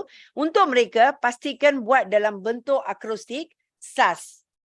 SAS, SAS. Artinya, sangat, amat, sungguh. Jadi, dia nak macam tu. Generasi yang dulu, kita hafal. Iaitu penguat bebas, ialah sangat, amat, sungguh. Itu adalah cara penakulan kita. Tetapi generasi alfa ni tak ada macam tu. Dia kena kita bagi dalam bentuk akrostik, SAS. Seterusnya, pembangunan buku berdasarkan masalah yang dah hadapi, artinya buku iringan lah. Buku iringan yang akan dihasilkan oleh para penulis seimbang, memberi imbangan kepada mereka, iaitu selain daripada buku teks, kandungan buku teks, kandungan buku iringan ini memenuhi apa yang mereka perlukan. Okay, jadi kita masih ada peluang dalam bahasa Melayu ni, kita ada banyak cara untuk membuat buku tambahan sebagai iringan untuk memenuhi keperluan murid generasi alfa. Okay, warna. Kenapa kita kata warna? Warna ni mempengaruhi kecekapan emosi dan perhatian murid dalam pembelajaran. Bila dia ada warna-warna, itu menjadi satu daya tarikan. Okay? Dan yang warna juga menyebabkan mereka simpan maklumat dalam minda jangka masa yang panjang. Lepas tu membantu mencari maklumat dengan kadar yang cepat. Kalau ada warna-warni lah. Dan menggalakkan pembelajaran kendiri. Mereka sendiri, mereka tak akan bergantung pada siapa-siapa. Bila menarik, itu menjadi apa? Mencungkil minda generasi alfa ni, mencari dan membaca buku tersebut. Okay? Dan memudahkan murid memahami maklumat yang ingin disampaikan. Itu satu contoh, nanti saya akan berikan contoh. Dan penerapan inovasi. Macam mana inovasi? Pembelajaran yang seronok. Lepas tu kemahiran, okay, menguasai kemahiran dalam bentuk kreativiti, berkebolehan komunikasi iaitu dalam aktiviti kumpulan, okay, dan menggalakkan pembelajaran kendiri dan melahirkan sikap yang positif terhadap pembelajaran. Contohnya kalau buku ilmiah kita dalam bentuk ni jenis bahasa Melayu lah.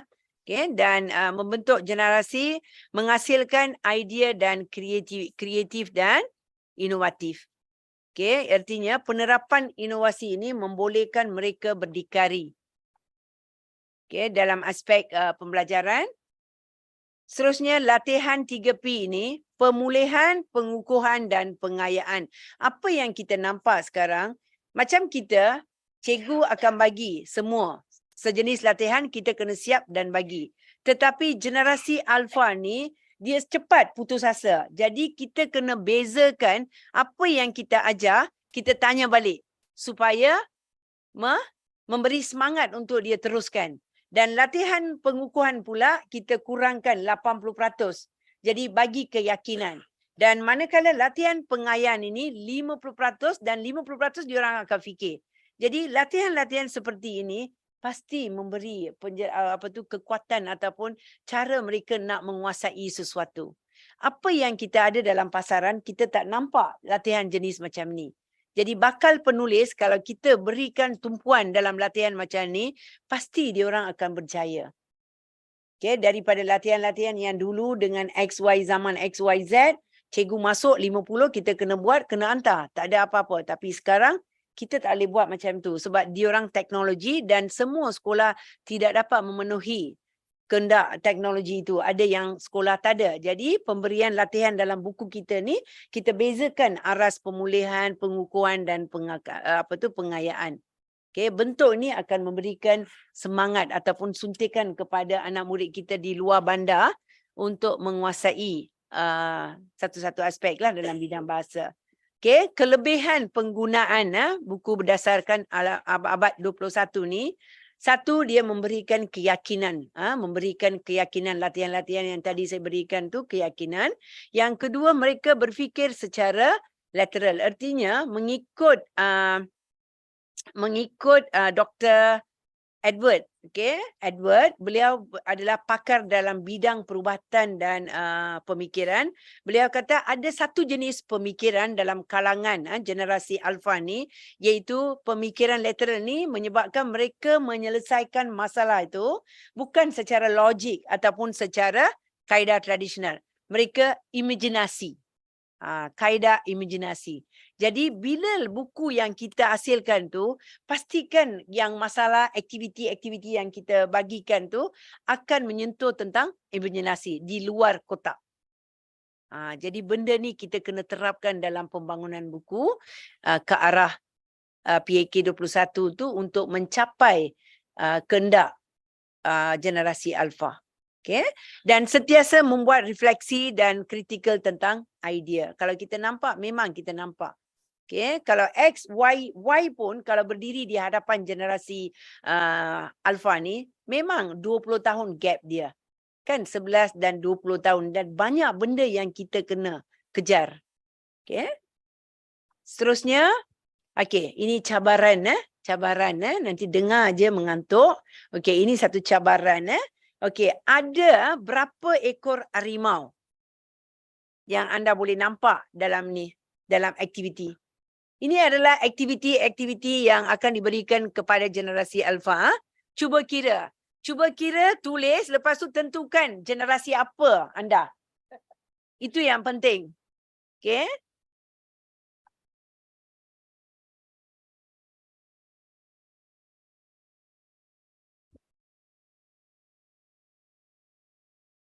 Tulis Tulis. Yang pertama tentukan diri anda tu berada di generasi apa. X ke Y ke Z ataupun alfa. Alfa tak mungkin lah. Okey. Kalau ada itu yang luar biasa. Okey. Mungkin Y ada. Y pun Z lah. Okey. X, Y Y dan Z. Kita tengok generasi apa yang ni. Okey. Right Okey. Z Okey.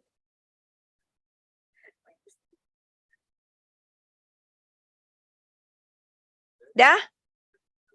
Alpha. Okey, dah. Masing-masing dah? Dah? Okey. Saya bagi jawapan sekarang Kita jujur pada ilmu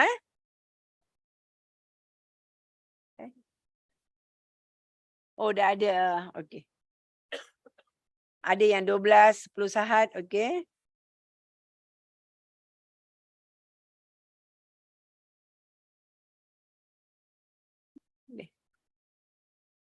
The next. Okey. Dapat semua? Okey, sekarang tepuk dada tanya minda. Generasi apa jawapan? Itulah satu-satunya aktiviti secara praktikal lah. Okey, daripada zaman ni, bila kita ni memang kalau alfa, memang cepat diorang dah tahu dah. Sebab pendedahan kepada teknologi yang tinggi, dia cepat dia dah tahu dah. Okey, mungkin ada yang X dia dapat ni. Kalaulah generasi X ni dapat betul-betul, artinya dia dapat betul-betul buat proses penakulan lah. Dan pendedahan ada yang ada. Itu adalah faktor yang luaran faktor luaran. Dah? Dapat Jawapannya 16 ekor harimau. Okey, kandungan buku. Okey, kandungan buku berbentuk inovasi yang tadi saya katakan tu, iaitu hadapan iaitu hadapan. Kalau kita lihat kalaulah kata penguat dia dalam bahasa Melayu ni ada 3 hadapan, belakang ada 4 dan bebas ada 3. Jadi semua ada 10. Jadi untuk diorang kita bagi part BBSN dengan SAS. Jadi dia dah tahu dah kata penguat. Part tu apa? Paling agak ni, jadi kita bagi singkatan supaya mereka dapat cara penyampaian ni. Jadi ini bila kita nampak dalam buku, dalam pasaran, benda ni tak nampak. Jadi bila ibu bapa belikan buku untuk anak, jadi diorang akan buat sepintas lalu saja, tidak memenuhi kehendak mereka. Jadi ini satu contoh lah dalam ini kita punya ni kata bahagian bentuk inovasi. Lepas tu gambar, kita kena buat grafik dengan gambar daripada kita bercerita. Mungkin baik, artinya kata sifat ni kita susah nak terangkan pada murid-murid sekolah rendah lah kan. Jadi ibu bapa sendiri. Jadi dalam bentuk gambar tu dia cepat faham. Jadi grafik tu keperluan grafik. Okey, seterusnya iaitu kaedah tersendiri. Iaitu kan tadi saya kata imajinasi diorang kaedah tersendiri. Kalaulah kita kata ada imbuhan, belajar imbuhan ini adalah satu cabaran dalam ni dalam bidang bahasa Melayu. Jadi bila dia nak kata iaitu pe-an me-ai ni akan bergabung dengan LRW ni. Dia tak boleh hafal benda tu. Biar kita bagi lori, rosa, masa, wan, nani, nyanyi, nganga. Jadi kita bagi frasa macam tu dengan nyanyian, jadi benda tu cepat. Jadi bila dia cepat, dia tak perlu hafal macam kita. Jadi dia akan tulis lori, rosa, masa, wan, nani, nyanyi, nganga. Jadi dia ambil huruf-huruf pertama, dia tahu semua ni adalah imbuhan kata nama terbitan dan kata kerja terbitan dia gabungkan. Jadi pemahaman dia orang mudah, kita mudahkan konsep tu, konsep yang kita terangkan sebagai penulis tu, kita bagi konsep-konsep macam ni. Tak nak uraian panjang. Mereka tak nak gunakan tata bahasa dewan dah. Kita ambil daripada tata bahasa dewan, kita mudahkan dia punya ni. Okay. Mungkin dalam bahasa Inggeris, sains, matematik, semua. Okay, cara dia lah. Okay, seterusnya, kita bagi rumusan teknik akrostik. Kita kata, Sony faham pam tin kosong. Jadi bila Sony faham pam tin kosong, dia tahu S, kata dasar S ni gabung dengan ni, dia tukar sebagai NY. Kata dasar bila gabung dengan F, dia tukar kepada M. P kepada M, T kepada N dan K kepada NG. Okay, pencampur kunjung. Macam mana kita nak pisahkan pengunjung? Bila kita tulis, K tu hilang, NG digantikan kan? Kalau dia ada Sony faham pam tin kosong, K terus menjadi NG. Jadi dia dah tahu dah. Dia tak perlu kita tak, masa zaman kita hafal. Semua bahasa Melayu memang kita hafal macam matematik, sains dan sebagainya. Jadi sekarang bahasa Melayu ke bahasa Inggeris ke semua kita kena gunakan teknik. Supaya mereka itu adalah kehendak generasi alfa. Okay. Dan seterusnya, ini teknik akrostik lah. Yang ini kinestetik. Suruh dia buat benda-bendanya, aktivitinya kita kena ada dalam buku tu supaya dia praktikal. Secara ini dia boleh apa? Macam ada benda yang kita inovasi ada dalam buku tu, suruh dia bagi langkah-langkah. Dia sendiri akan buat benda tu. Supaya dia menjadikan satu dia buat, kinestetik. Satu lagi dia tahu apa yang dia buat dan pemahaman dia. Bukan secara hafalan, secara bila dia buat, dia sendiri dah belajar dah benda tu. Tanpa apa-apa tekanan. Itu adalah salah satu teknik lah dalam pembelajaran PAK 21. Okey, lagi satu simbol. Kita kena gunakan dalam bahasa Melayu ni, buku-bukunya kita dah mula masanya kita terapkan simbol-simbol supaya mereka lebih faham tentang apa yang kita nak sampaikan daripada kita nak terangkan P gabung dengan NY menjadi penukaran PENY, tak perlu kita nak berjela-jela ataupun meleret-leret dengan menggunakan perkataan. Kita gunakan simbol. Dia dah faham dah. Okay, dari segi simbol tu. Dari segi buku matematik pun apa pun tak ada masalah. Okay, contohnya yang ini ya. Yang ini memang satu cabaran kepada kita. Kalaulah kita suruh dalam bahasa Melayu. Okay, dalam bahasa Melayu kata adjektif ni dibahagikan kepada 9 komponen. Macam mana nak ingat orang yang dapat cemerlang pun tak boleh kata. Mungkin di antara kita dapat A tapi bila kita secara ni kita tanya kita tak dapat sebab kita hafal. Jadi untuk generasi alfa ni biar kita buat dalam lukisan. Artinya W dekat 2 tu, 2 letak 2 ni satu warna, satu waktu. Dia tulis. Lepas tu U dekat muka yang bawah tu U tu kita kata ukuran. Okey, ukuran Yang ini ukuran. Okey, yang ini ukuran. Lepas tu P di sini perasaan. Dekat sini S ni kita sifat. Dan untuk tutup ni cara. Dia nak lengkapkan muka dia. Cara lah. Jadi dia ada cara. Lepas tu dia bawa ke bawah. Dan satu tangan bentuk P. Iaitu panca indera. Memang kata sifat ni panca indera lah. Mata, telinga, lidah, hidung dan tangan. Lepas tu yang ini pula bentuk V ni adalah bentuk. Jadi dia daripada lukisan ni dia dah tahu dah.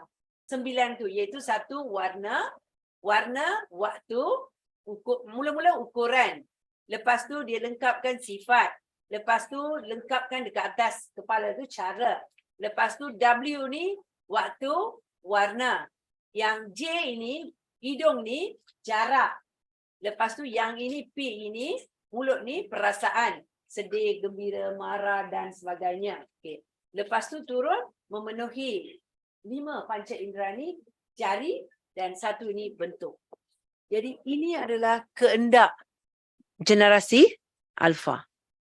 Kalau kita nak suruh dia kata, oh 9, kalau boleh, anda boleh ni, dah sekelip mata kita boleh. Bila kita lukis ni, cepat. Jadi kita tak akan lupa dekat mana-mana pun sebab gambar ni dah ada. Kita bila lukis, kita dah tahu dah benda-benda tu. Jadi penyampaian ilmu sekarang bentuk walaupun dalam bahasa Melayu ni, kita kena buat secara interaktif. Okay? Dan bagi ruangan untuk diorang dalam buku tu kena lukis. Jadi dia pun akan lukis lah. Dalam buku tu kita ada beberapa muka surat kita bagi sebagai latihan untuk praktis. Okay, contoh dari segi lukisan dan kaedah. Mesti ada kaedah, teknik ataupun formula. Okay, macam teknik guide iaitu grafik, akrostik dan dadu. Jadi kita kenalkan. Jadi apa yang kita buat adalah kita masih menggunakan apa? Generasi X dan sebagainya, kita gunakan teori-teori, model-model yang sedia ada. Tapi ada tak model dan teori-teori yang guna pakai zaman 60-an, 70-an?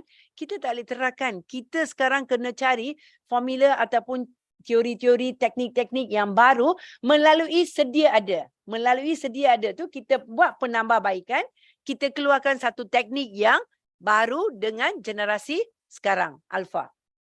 Okay. Seterusnya latihan. Latihan yang tadi saya maksudkan tadi, pemulihan, pengukuhan dan pengayaan, 3 bentuk latihan. Dan 3 bentuk latihan ni berkaitan dengan apa aktiviti yang anda tulis dalam buku kita. Mesti dia tak boleh lari dah. Okay. Berkesinambungan. Okay, seterusnya bentuk aktiviti tu kita kena bagi kepelbagaian tu.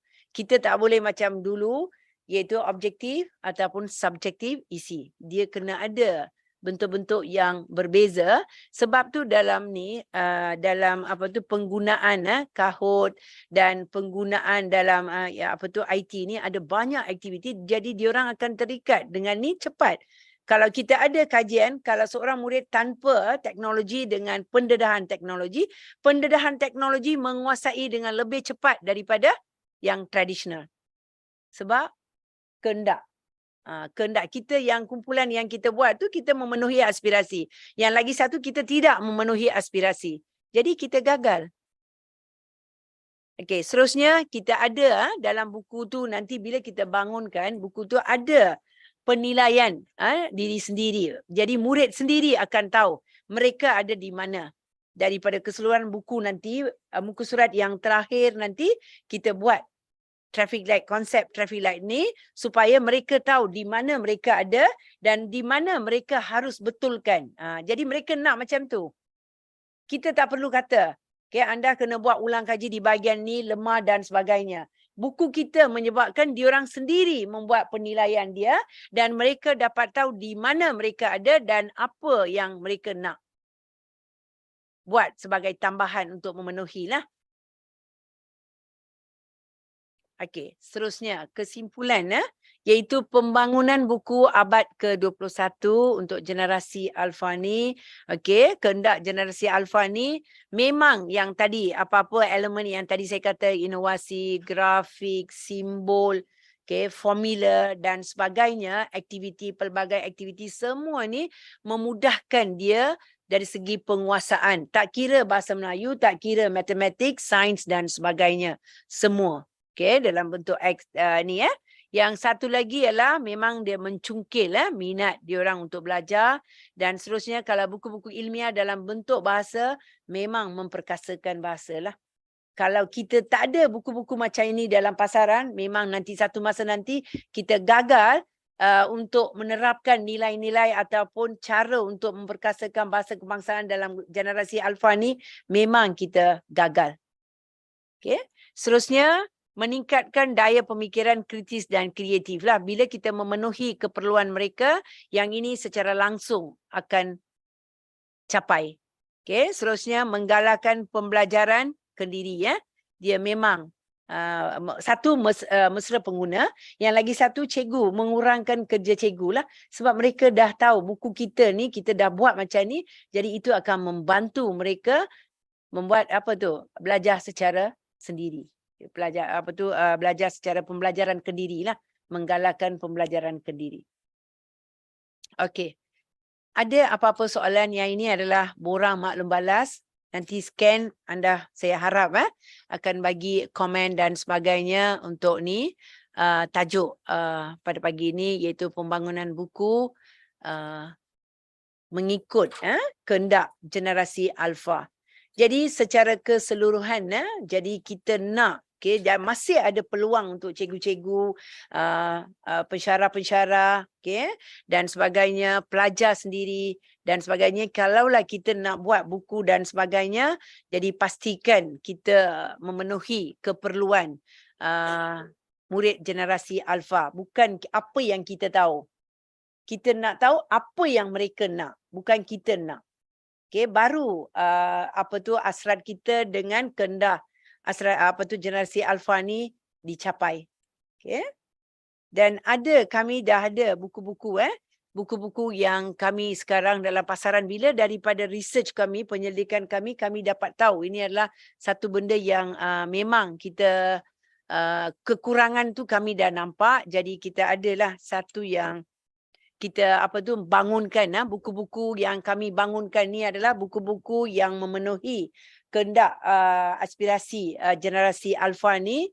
Kita dah bangunkan sebanyak 20 buah buku bersama dengan kehendak murid-murid sekolah rendah.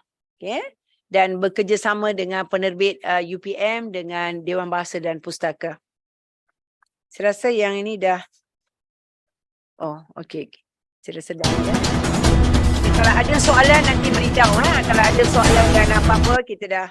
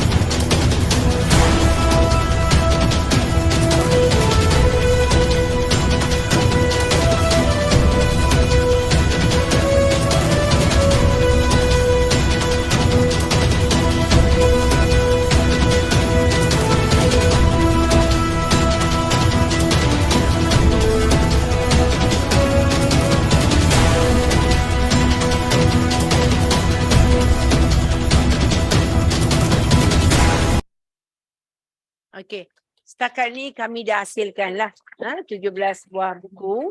Jadi saya harap bukan kita tak boleh, semua orang sepatutnya kita boleh hasilkan. Jadi dia punya ni kehendak adalah pastikan apa yang generasi alfa yang ada sekarang ni kehendak dia orang. Jadi dalam semua mata pelajaran, bukan saja bahasa, dalam semua mata pelajaran kalau kita tahu teknik itu, kita akan berjaya. Selagi kita tak tahu cara macam mana penyampaian ke arah kehendak generasi alfa ni, kita gagal. Okey. Jadi sekian ni sebelum kita nak saya bagi kesimpulan yang terakhir. Ada soalan? Ada apa-apa soalan? Yes.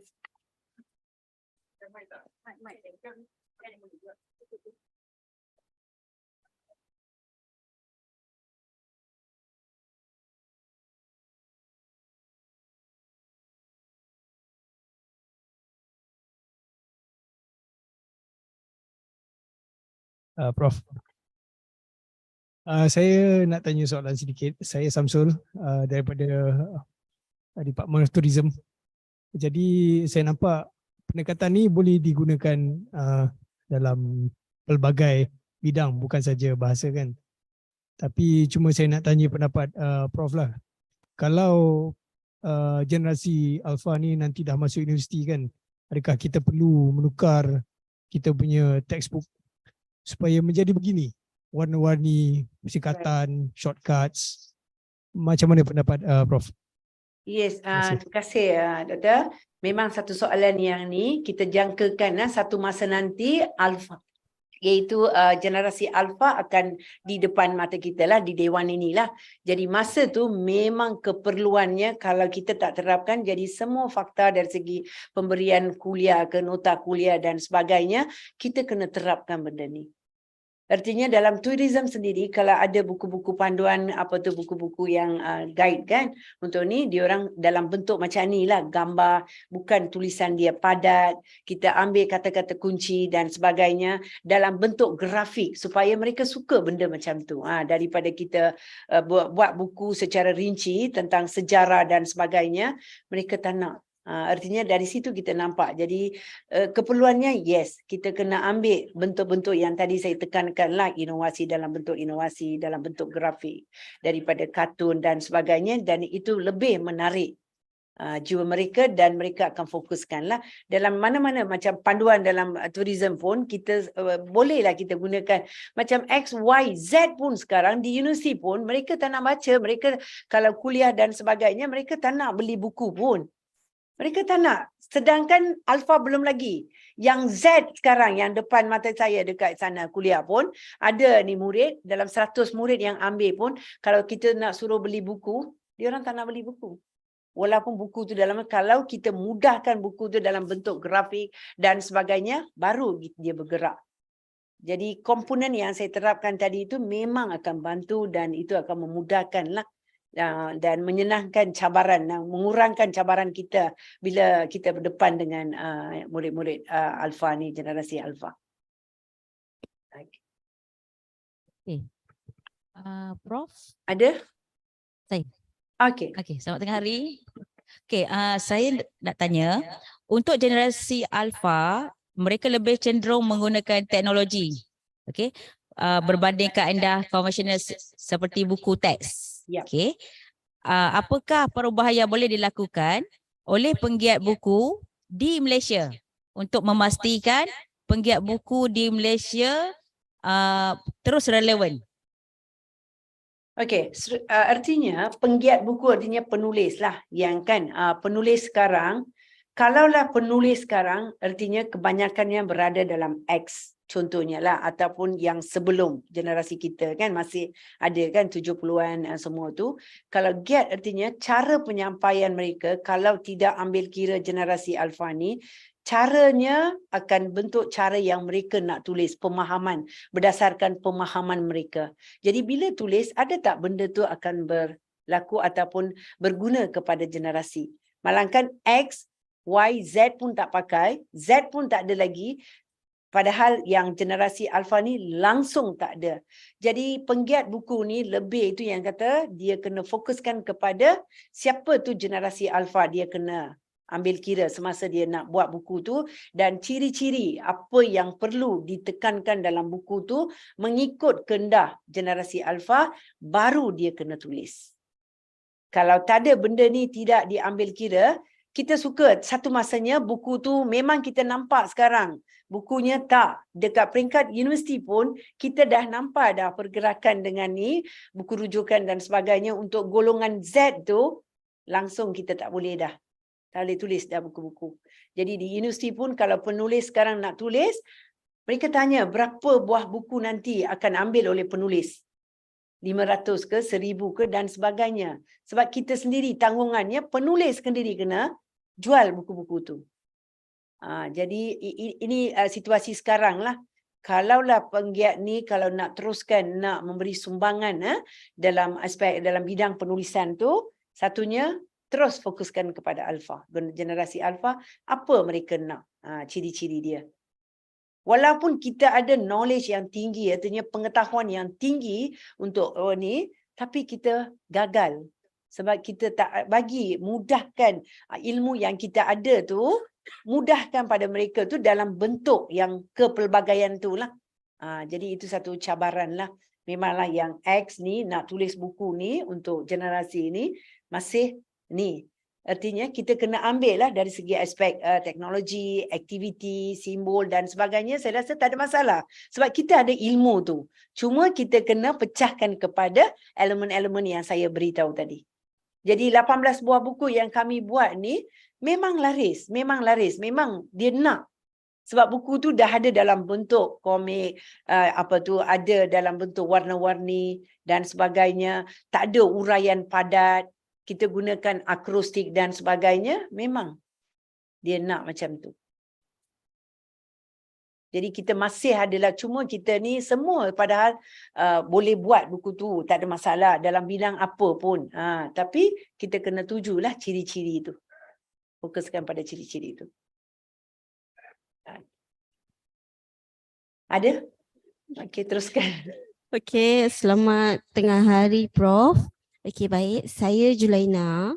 Okey, saya rasa perkongsian Prof berhubung buku ni sangat baguslah sebab saya pun dalam fasa membesarkan anak-anak generasi Alpha. Okey. Jadi ini soalan dia Prof. Seperti mana yang kita sedia maklum, masyarakat yang berilmu merupakan asas kepada sebuah pembinaan negara yang mapan. Namun begitu melihat kepada senario generasi Alpha kini yang lebih tertarik dengan hiburan gadget dan visual bergerak seperti TikTok berbanding dengan duduk fokus menelaah buku-buku ilmiah. Jadi soalannya, apakah alternatif yang boleh dicadangkan terhadap generasi dalam mendepani realiti mereka? Sebab saya rasa macam saya contohnya anak-anak saya sendiri. Bila saya suruh belajar, bagi buku memang tak akan bergerak. Tapi kalau mereka tengok video, cepat pula. Jadi itu saya tanya kepada Prof, apa alternatif yang kita boleh buat? Okey, aktivitinya artinya diorang ni lebih kepada pendedahan kepada gadget. Okay, memanglah Alpha ni memang gadget kan.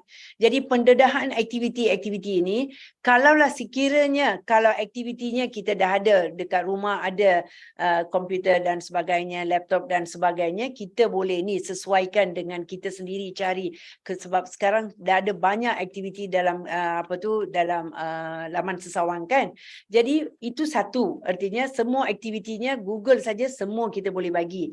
Tetapi dari segi praktikalnya, dia pergi di sekolah tu. Sekolah tu bergantungan kepada teks, buku teks yang dia kena. Jadi ibu bapa perlu mencari buku-buku iringan yang relevan dalam pasaran tu. Jangan pergi, mungkin ada banyak jenis buku jenama yang ada.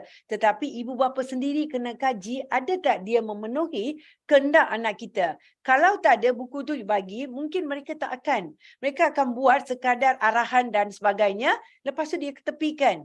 Kalau bukunya yang saya kata tadi, kalau ada ciri-ciri macam tu, aktiviti, dia ada sendiri kena buat inovasi dalam buku tu, pasti diorang akan buat. Jadi itulah sekarang dalam pasaran ni, kekurangan buku-buku bentuk ke arah kehendak generasi Alpha sekarang. Kita pergi ke kedai buku, semua trend yang lama, XYZ, X punya ni. Sebab penulisnya kebanyakannya terdiri daripada X ataupun sebelum. Z ni belum menulis lah. Yang 27 tahun semua tu, diorang belum lagi. Kurang yakin, sepatutnya mereka dah boleh dah. Sebab tu pelajar yang ni, yang ada ni dalam buat dalam bidang dalam bahasa dan apa-apa pun, biar kita hasilkan buku yang relevan dengan anak murid kita. Jadi bila ibu bapa pergi beli banyak jenama buku, you habiskan, suruh dia habiskan, itu adalah satu paksaan bagi mereka. Mereka akan buat sebab memenuhi ibu bapa. Kalau tak ada, denda. Jadi tak berlaku lah. Jadi sebab buku-buku dalam pasaran macam ni memang tak ada, kurang, sangat kurang. Kena ada semua komponen tadi, baru dia menjadi satu cabaran. Dia sendiri akan tanya. Buku-buku macam ini, dia suruh sendiri akan beritahu kepada ibu bapa, dia nak buku-buku macam tu. Okay? Ada lagi? Okay, tak ada. Okey, andai berkayuh dah sampai ke seberang, andai memanjat dah sampai ke pucuk. Andai mendaki dah sampai ke puncak, setiap yang bermula pasti yang berakhir. Begitu juga dengan majlis kita pada hari ini. Sebagai penutup bicara, sisir pelepak meraut lidi, menganyam daun atap jerami. Pembangunan buku generasi madani, kemenjadian teras kecemerlangan insani. Dagang singgah membeli gajang, tambat perahu di Muara Deli.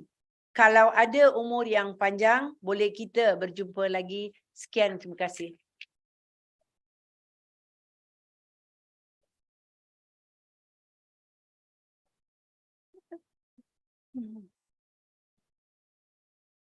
Terima kasih diucapkan kepada yang berbahagia Profesor Dr. Wijaya Leshmi atas perkongsian yang sangat informatif dan bermakna. Pada alaf ini, semua pihak perlu cakna tentang keperluan aspek dalam pembangunan buku, khususnya kepada generasi berasaskan teknologi bagi melahirkan insan yang sejahtera di bumi ini. Masa tepat-tepat pukul 1, kita akhiri program kita dengan pohon berangan tempat bertemu, girangnya rasa si anak dara. Baliklah Tuan membawa ilmu, binalah bangsa, bangunkan negara. Kalau ada sumur di ladang, boleh kita menumpang mandi. Jika ada umur yang panjang, dapat kita bersua lagi dalam Iclet 2025. Sekian, terima kasih. Saya serahkan kepada pengacara. Terima kasih, Prof. Now, please welcome Dr. Samsul Amri to the stage to present a small token of appreciation to our keynote speaker.